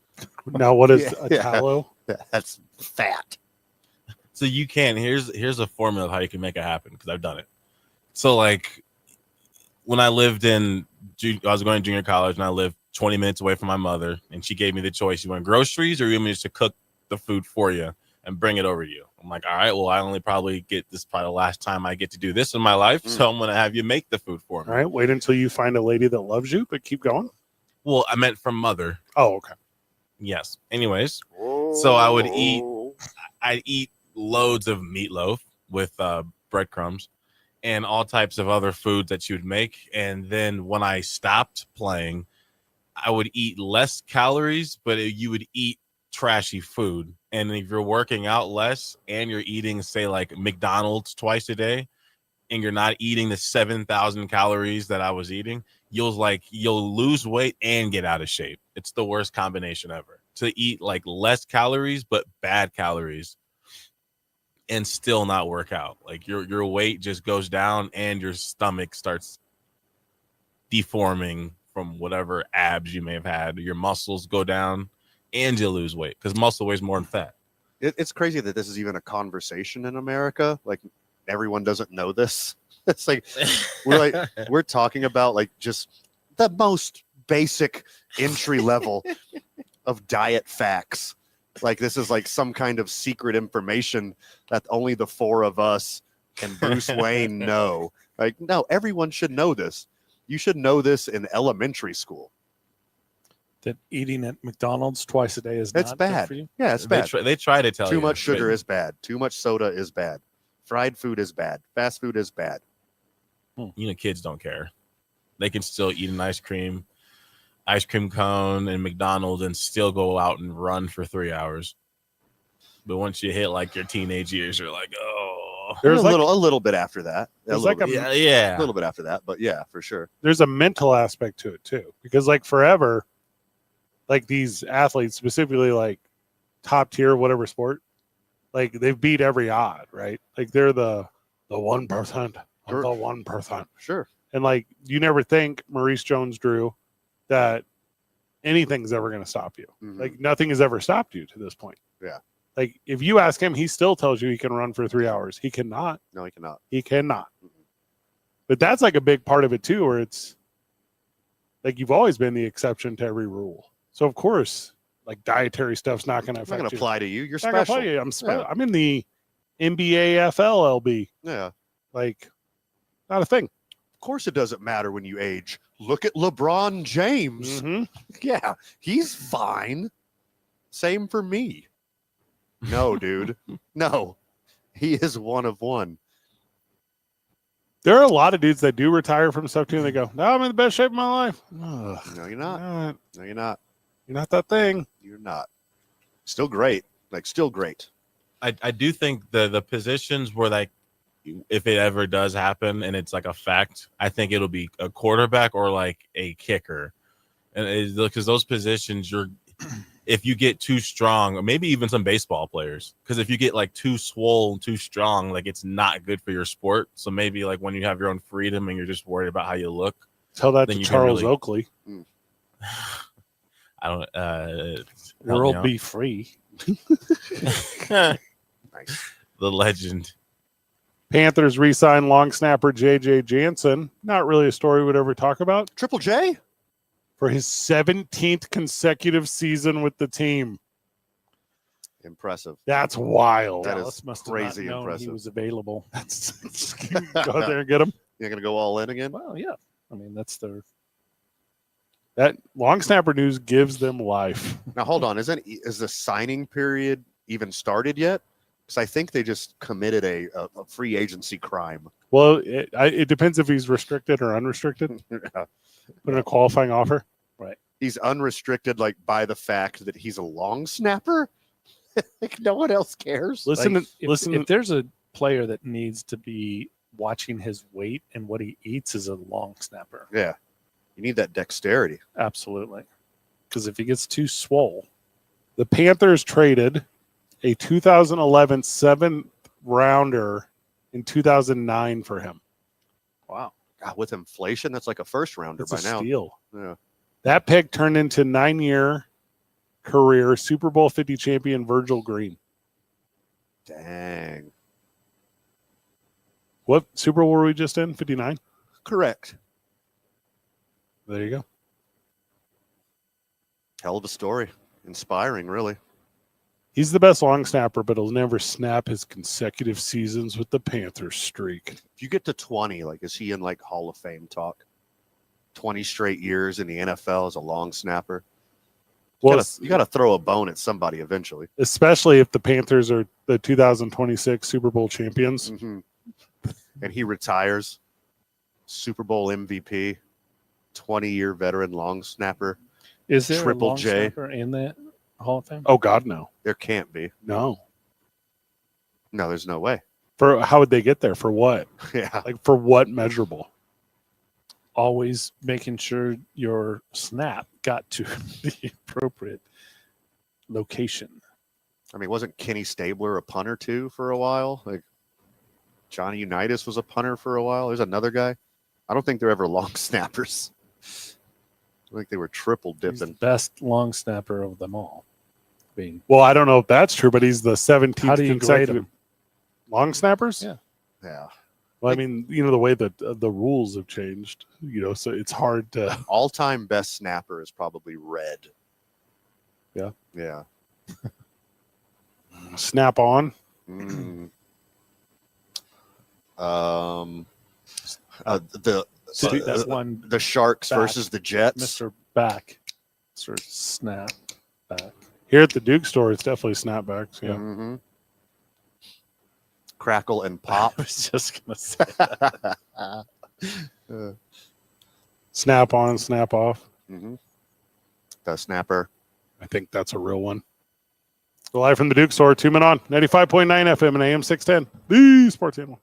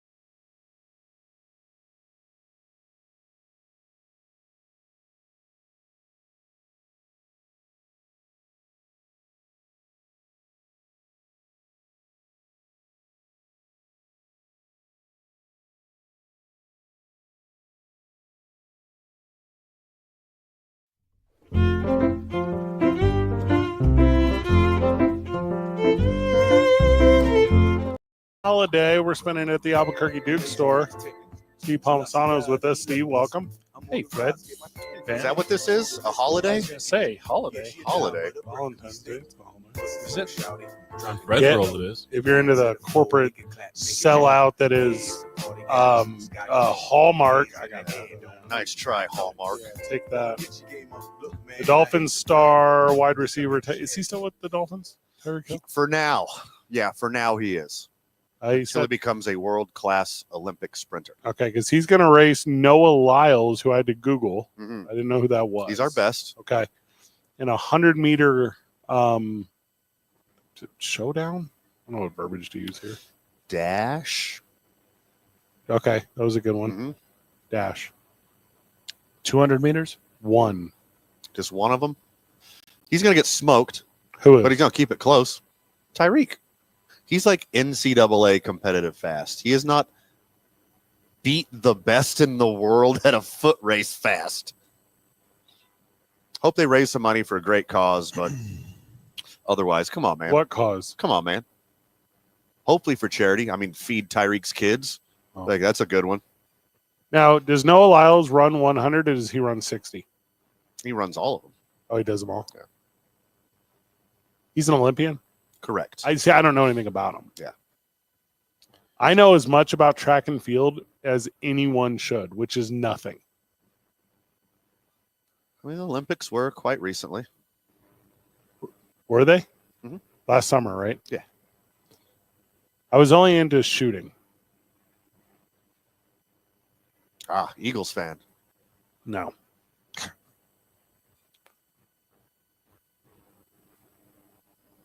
Somehow, at the end of this, Tyreek Hill will have to box Jake Paul. Not necessarily Jake Paul, but I mean somebody for attention. He'll do it with somebody, guaranteed. Noah Lyles, gold medalist, So, 100 meters, 2024 Paris Olympics. now, how fast did he run? Fast. But you don't have it in front of you. Fast enough to get the Now, gold. Tyreek Hill's fate has always been to get knocked out to pay child support. Mhm.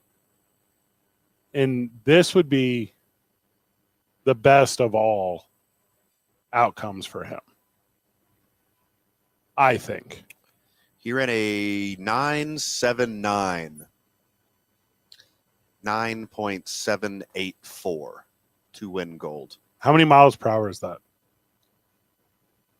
Allow me. Because I believe I saw one time Tyreek Hill ran 20 miles per hour. Also, it may have been faster than that, but 20 miles per hour seems very fast to me. That's pretty fast. 23.23 is his top speed. the 100 NFL yard. players top speed. Now I know they track this now. All right, hold up. Update. In 2023, Tyreek Hill ran 22 miles per hour. That's pretty close. 2016, he reached 23.24, which is almost the exact same on a kick return. And that's still the fastest speed NFL's next gen stats database. 23 at a 21.68. Last year had a 22.1. You see, like I'm saying, he could keep up, but he's not Olympic gold medalist fast. They should put an actual cheetah in the race. A cheetah? But like a well-fed cheetah that won't react the way a wild animal should. You don't think it would just run? The cheetah would just run. They could put a greyhound in that race, and the greyhound would win. Oh, you want the cheetah to chase the greyhound? No, I want Noah Lyles and Tyreek. To chase the greyhound? No, the rabbit The rabbit would get the cheetah to go. and the greyhound. Now, the rabbit I don't think is real. The cheetah runs That's what they call it. 65 miles an hour. I don't think that's a fair fight. Human peaks at 28. I think Usain Bolt did that. He ran 28 miles per hour. Humans, that's Noah the fastest Lyles recorded ran speed the ever. 200 meter at the Olympics with COVID. I don't think he was in the 20s. Still won that mother. No, he didn't. Not the 200. I think he lost because he had COVID. Remember? He Oh, the wore- 200. Sorry. Yes. He had COVID. Tyreek Hill seems like a young, I want to say less dangerous, but I don't know that to be true, Antonio Brown. Kind of on that trajectory, right? Does weird stuff, says weird stuff. Literally in a lawsuit with a plus size He beat her up. Instagram influencer, like He beat her up. grabbed her knockers and then beat her up and broke her leg. What? Like, yeah, Why did he do that? dude likes to party. And that's not what I call a party. Not like the good kind. I feel like track speed, like, are they running on a track or on a football field? I would assume a Translates. track. Why are you assuming that? I didn't say definitely they are. I assumed they are. I think you have to do it on, they have to run 3 times on 3 different surfaces. Yes. 1 track, 1 football field, and 1 Legos. ice rink. Same joke. Yeah. Do you remember when all those dudes, like average dudes, like white dudes, like black dudes at the Y, when they were like, yeah, I could take Scalabrini one-on-one. Uh-huh. That's what this feels like to me. Sure. The Pro versus Joe series, you remember that one? I don't. Literal professionals in their field would take on average dudes who think they could compete In and what, just mop the floor with in them. like robotics building competitions? Like, what are you talking about? No, like athletic feats. Oh, like pole vaulting and stuff? Yeah, I think it lasted a year, maybe. No, it lasted 5 seasons. I don't ever even heard of this. I know I've seen a couple episodes. So like somebody would try to wrestle Goldberg, or somebody try to strike out Matt Williams. Somebody would try to get a rebound from Dennis Rodman. Somebody try to throw better passes than Jim McMahon. Catch a football better than Jerry Rice. These are all people like actually on it. Say long snap better than JJ Jansen. Uh-huh. Long snap better than Triple J. 17 years. How many? 1738. Yeah. Years. Hall of Fame. That's how old he is. Now, here's how you win if you're, what was this gentleman's name? Nolan Lyles? Call him what you want. This is America, last time I checked. Okay, first of all, his name be Call his him name. the Gulf of America. What the you doing? That's how This you're is gonna America. Yeah, I thought he That's how you're said. gonna put that one in there? I don't know. Call him what you want. If you're Noel Lyles, Noel Lyles? Noah. Like the guy on the boat. Yeah. He's also the one that Oh. that said that the The Ark. NBA's championship should not be the world championship because that's what he said. Now, who said that? Noah Lyles, To who? Who was listening to this? Anthony Edwards. Excellent. Does he also hoop? Noel Lyles? He's just no, I don't know. Okay. Now, Not professionally. what I would do, because he's obviously a guy who's into entertainment. He's a carny. He seems Yep. a little carny. Sounds like it. Now, Van, what was the name of this Instagram model? Oh, God, I would never know that. Okay, good note. So you find her and individuals that are the same shapely as her, and you put them in the stadium to distract Tyreek Hill. Sophie Hall. That sounds like a turn of the century Yeah, Sophie Hall. vaudeville actress. So a jury of your peers will have to make a decision. It will have to make Sophie's choice Okay, that's not in the matter. a thing. I just looked her up. This Okay, Tyreek. girl's very pretty.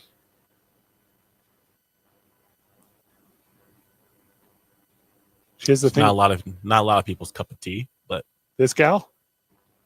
if you got the right one. If they like pretty gals, this gal is on the list. It's a very pretty lady. She's pretty. You don't like a sturdy gal, Zay? Is that what you're saying? Oh, Just too I'm much? all for it. Sturdy is an understatement. Oh, You don't think she's very pretty? I do. You know, some people are.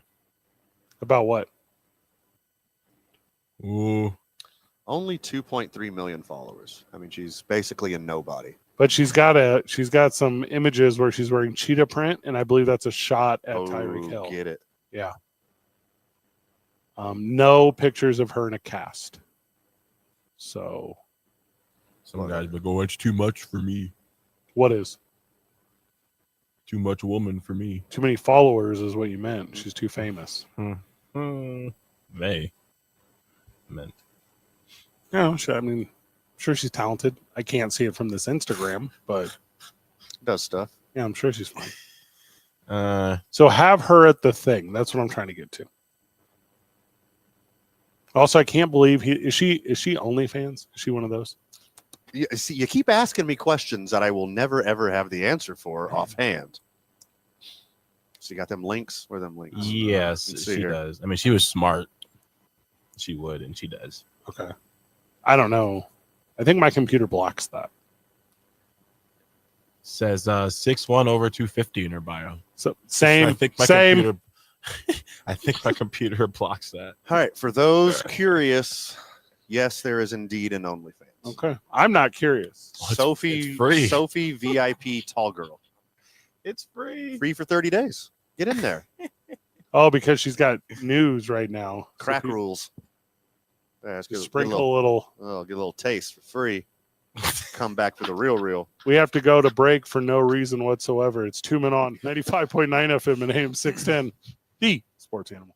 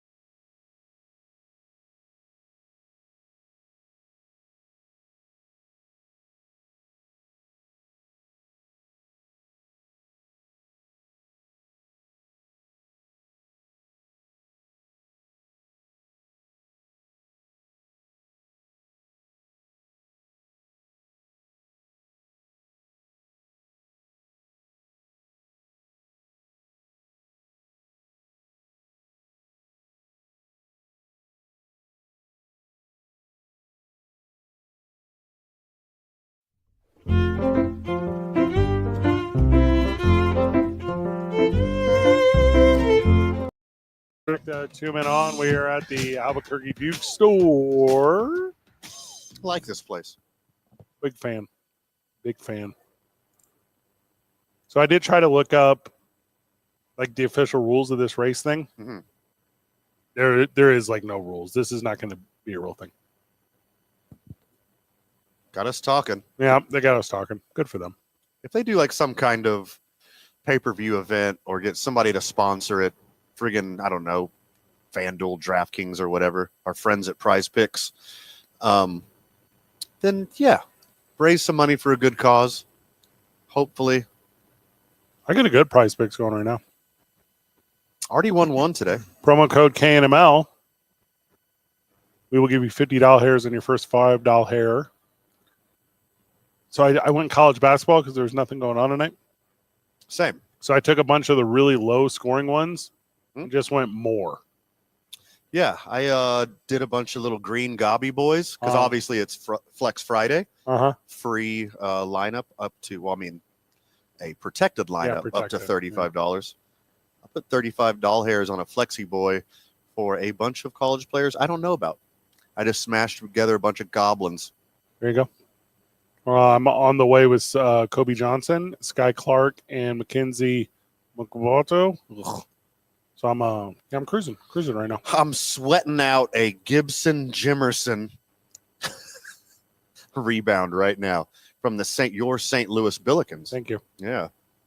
One rebound gets me there. 30 years ago today, Hideo Noah signed with the Dodgers. Big day. Started the All-Star game and won Rookie of the Year in 1995. Steve. Dude. You were a big Dodgers fan at the time. I pulled for the Dodgers. I just said that. Yeah, wasn't a big fan. Wasn't like a. Did they win the World Series in '95? I don't think so. No, that would have been the Braves. When the Dodgers were the Dukes and the Dukes were the Dodgers. When the Dodgers you were the biggest Dukes? fan Yes, ever. Of course. If you remember in the 90s, Chan Ho Park pitched her. ooh, nice. Yeah. Deep cut. The Dodgers had 4 consecutive Rookie of the Years, 4 out of 5, something like that. They had a bunch of them in a row. That's why the Dukes were so sweet. Yeah. I think 4 of the 5 came through here. Correct. Is that what it was? Yeah. They had 4 of the 5 came through Albuquerque. I think they've had more Rookies of the Year than any other team. I think it's like 20. That is correct also. Ish. I don't know all those specifics, but it's my vibes tell me. One of 36 pitchers to pitch 2 no-hitters. Dang. Kooky windup. Super fun to watch. He has a stat that'll never be broken, in my opinion. He pitched a no-hitter in Coors.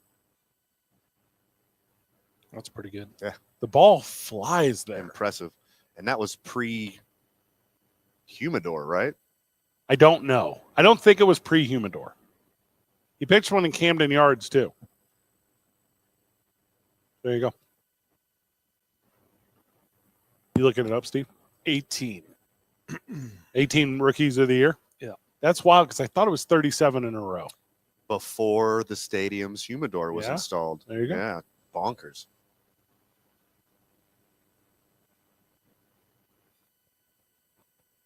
Yeah, I don't know who else was there. Karros, was he a Rookie of the Year? Mm-hmm. Karros, Mondesi, Piazza, Nomo. Mike Marshall. Dang, that's a deep cut. I wouldn't have came up with that one. Are you going with the 4 out of 5 there in the 90s, or are you going? Yeah, I was just naming the 90s. Yeah, Not everybody. Go, yeah. I mean, I could give you Valenzuela. I could give you. I don't know. I mean, there's a bunch of them. His windup. Hollinsworth.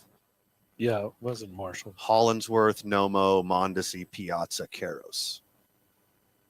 I think not 5 out of 6, 5 straight. If he didn't lose his debut, Nomo, I think he lost his second game. Like in the very beginning, you weren't. I think he lost his debut. If whenever he showed up, it wasn't like, oh, that's the dude. But that weird, like the middle of his body turn deal. Hiding the ball the whole time. You don't see it until the last second. and he would take his hands, if you remember, and it was like he was trying to, stretch it like, out. like Mhm. open up your, Sure. you yawn. These sun salutations. Yeah. And then when he would go from the stretch, he would like package it behind him, like he was two arm drawing back. He was weird, dude. Mhm. Super weird. I don't really have a rich history of him outside of the rookie stuff, but he played a long time. He was really good. Yeah, he was MLB capable for a long time. Steve didn't hate him, so you know he had to be special. Right. Yep.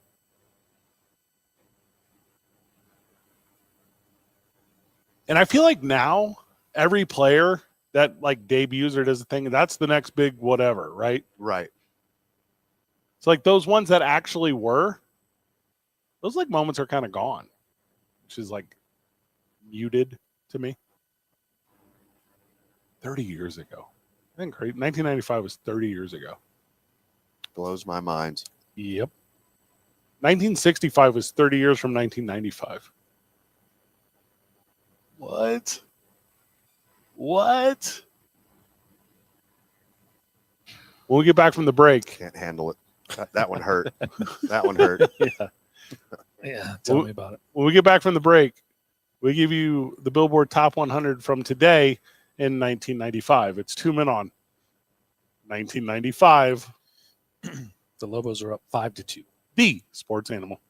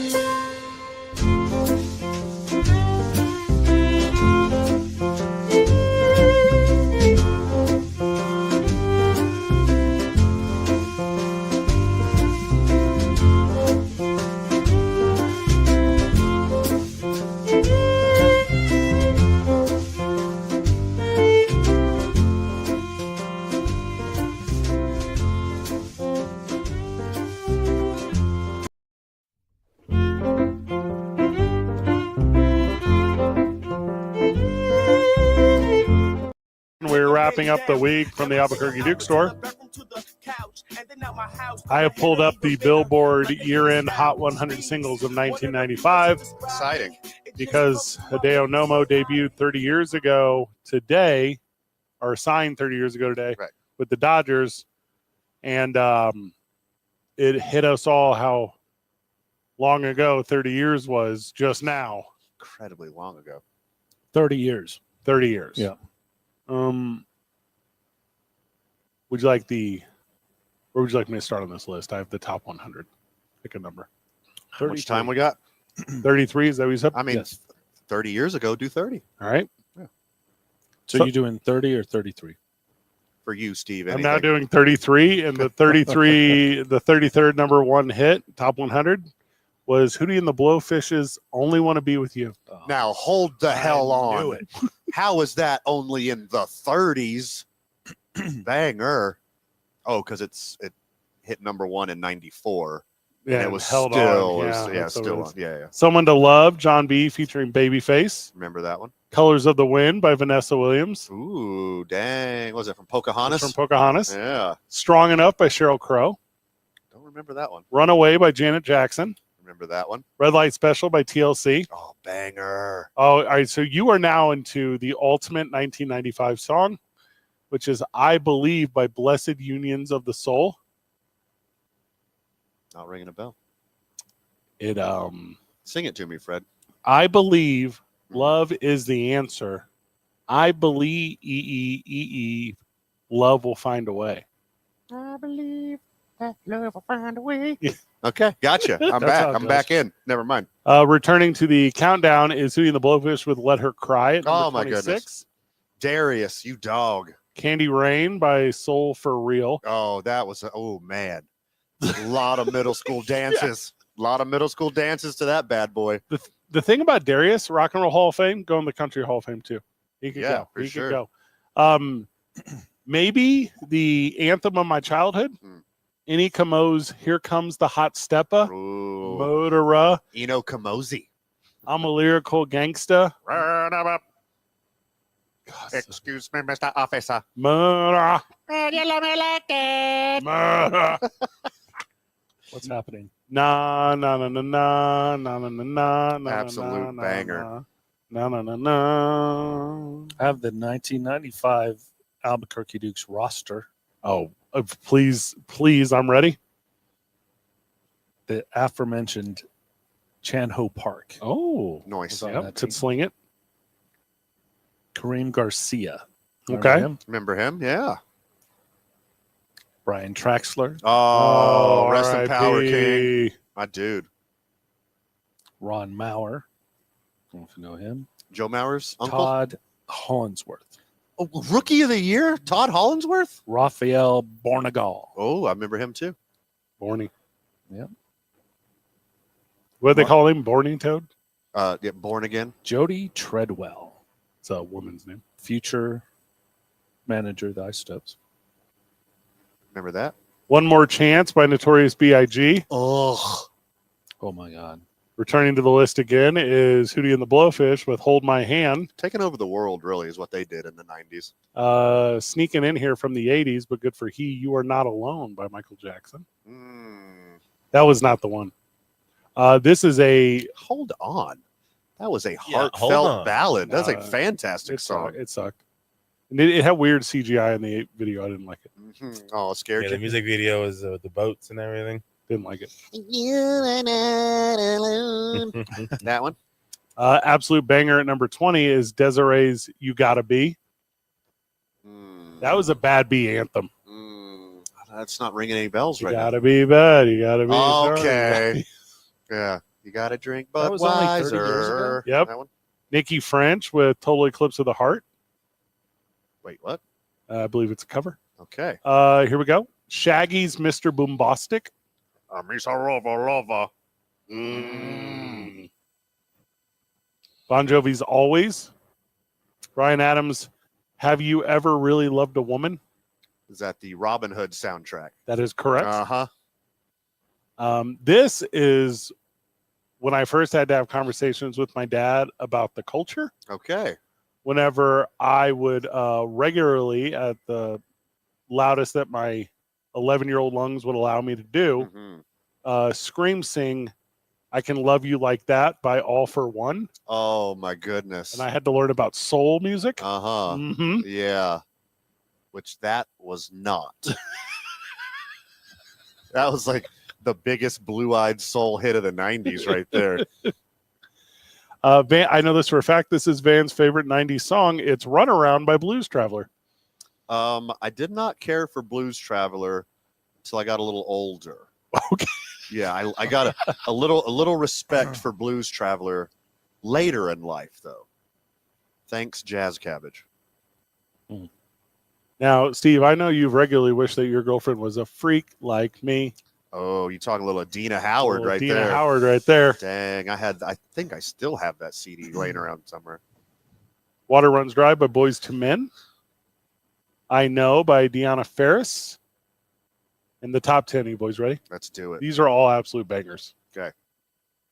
This Is How We Do It by Montel Jordan. Dang, get out of here. That was a sweet tune. Especially tonight, Friday night. Don't Take It Personal by Monica. Oh, yeah. Monica. Just classic. One of them days. Mm-hmm. Take a Bow by Madonna. Not her best work. That is from the Fern Gully soundtrack. Is it Fern Gully? I have no idea. Sure. Fantasy by Mariah Carey. Sweet, sweet fantasy. Yeah, Right. banger. Another Night by Real McCoy. Remix with ODB in it. That is correct. Oh, that was like one of the first electronic crossover bangers. I feel like they're from like Slurvisvania too, or something. Like I don't Something think weird. American. It's very something. Yeah, it's a one-off for sure. Boys to Men returns to the list with a top 5 banger on Boys. Bended Knee. Propose to that bad boy. To who? You did? Huh? You did? Oh no, I've never proposed. I said hypothetical situation. You should propose to that one. Like I feel like people could confuse the lyrics of the next one, which is Kiss from a Rose by Seal. Oh, welcome back, by the way, Seal. Good Super Bowl commercial. Creep and Waterfalls were number 3 and 2 from TLC. Deserved. And then, of course, the number 1 banger of 1995, Coolio's Gangster's Paradise. Boys. So there you go. Deserved. Steve Palmisano from the Duke Store. Thank you so much. Coolio, thanks. Yep. Appreciate it. Isaiah back at the studio. Go stream that new Drake album. Don't be a fool. I listened to it at lunch today. Pretty soft. We're going Pretty to shoot soft. a Kendrick Lamar video after this. Studio. Thanks. Van, final words? Too much for the time allotted, my friend. Anything that we didn't cover, make sure you check out Monday morning on the opening drive with Jeff and JJ. Good job, everyone. Keep breathing. Stay safe out there, and we will see you Monday, Bookie. All Drake streaming. Did he sing A minor? Yeah, that's correct. A minor. A minor. A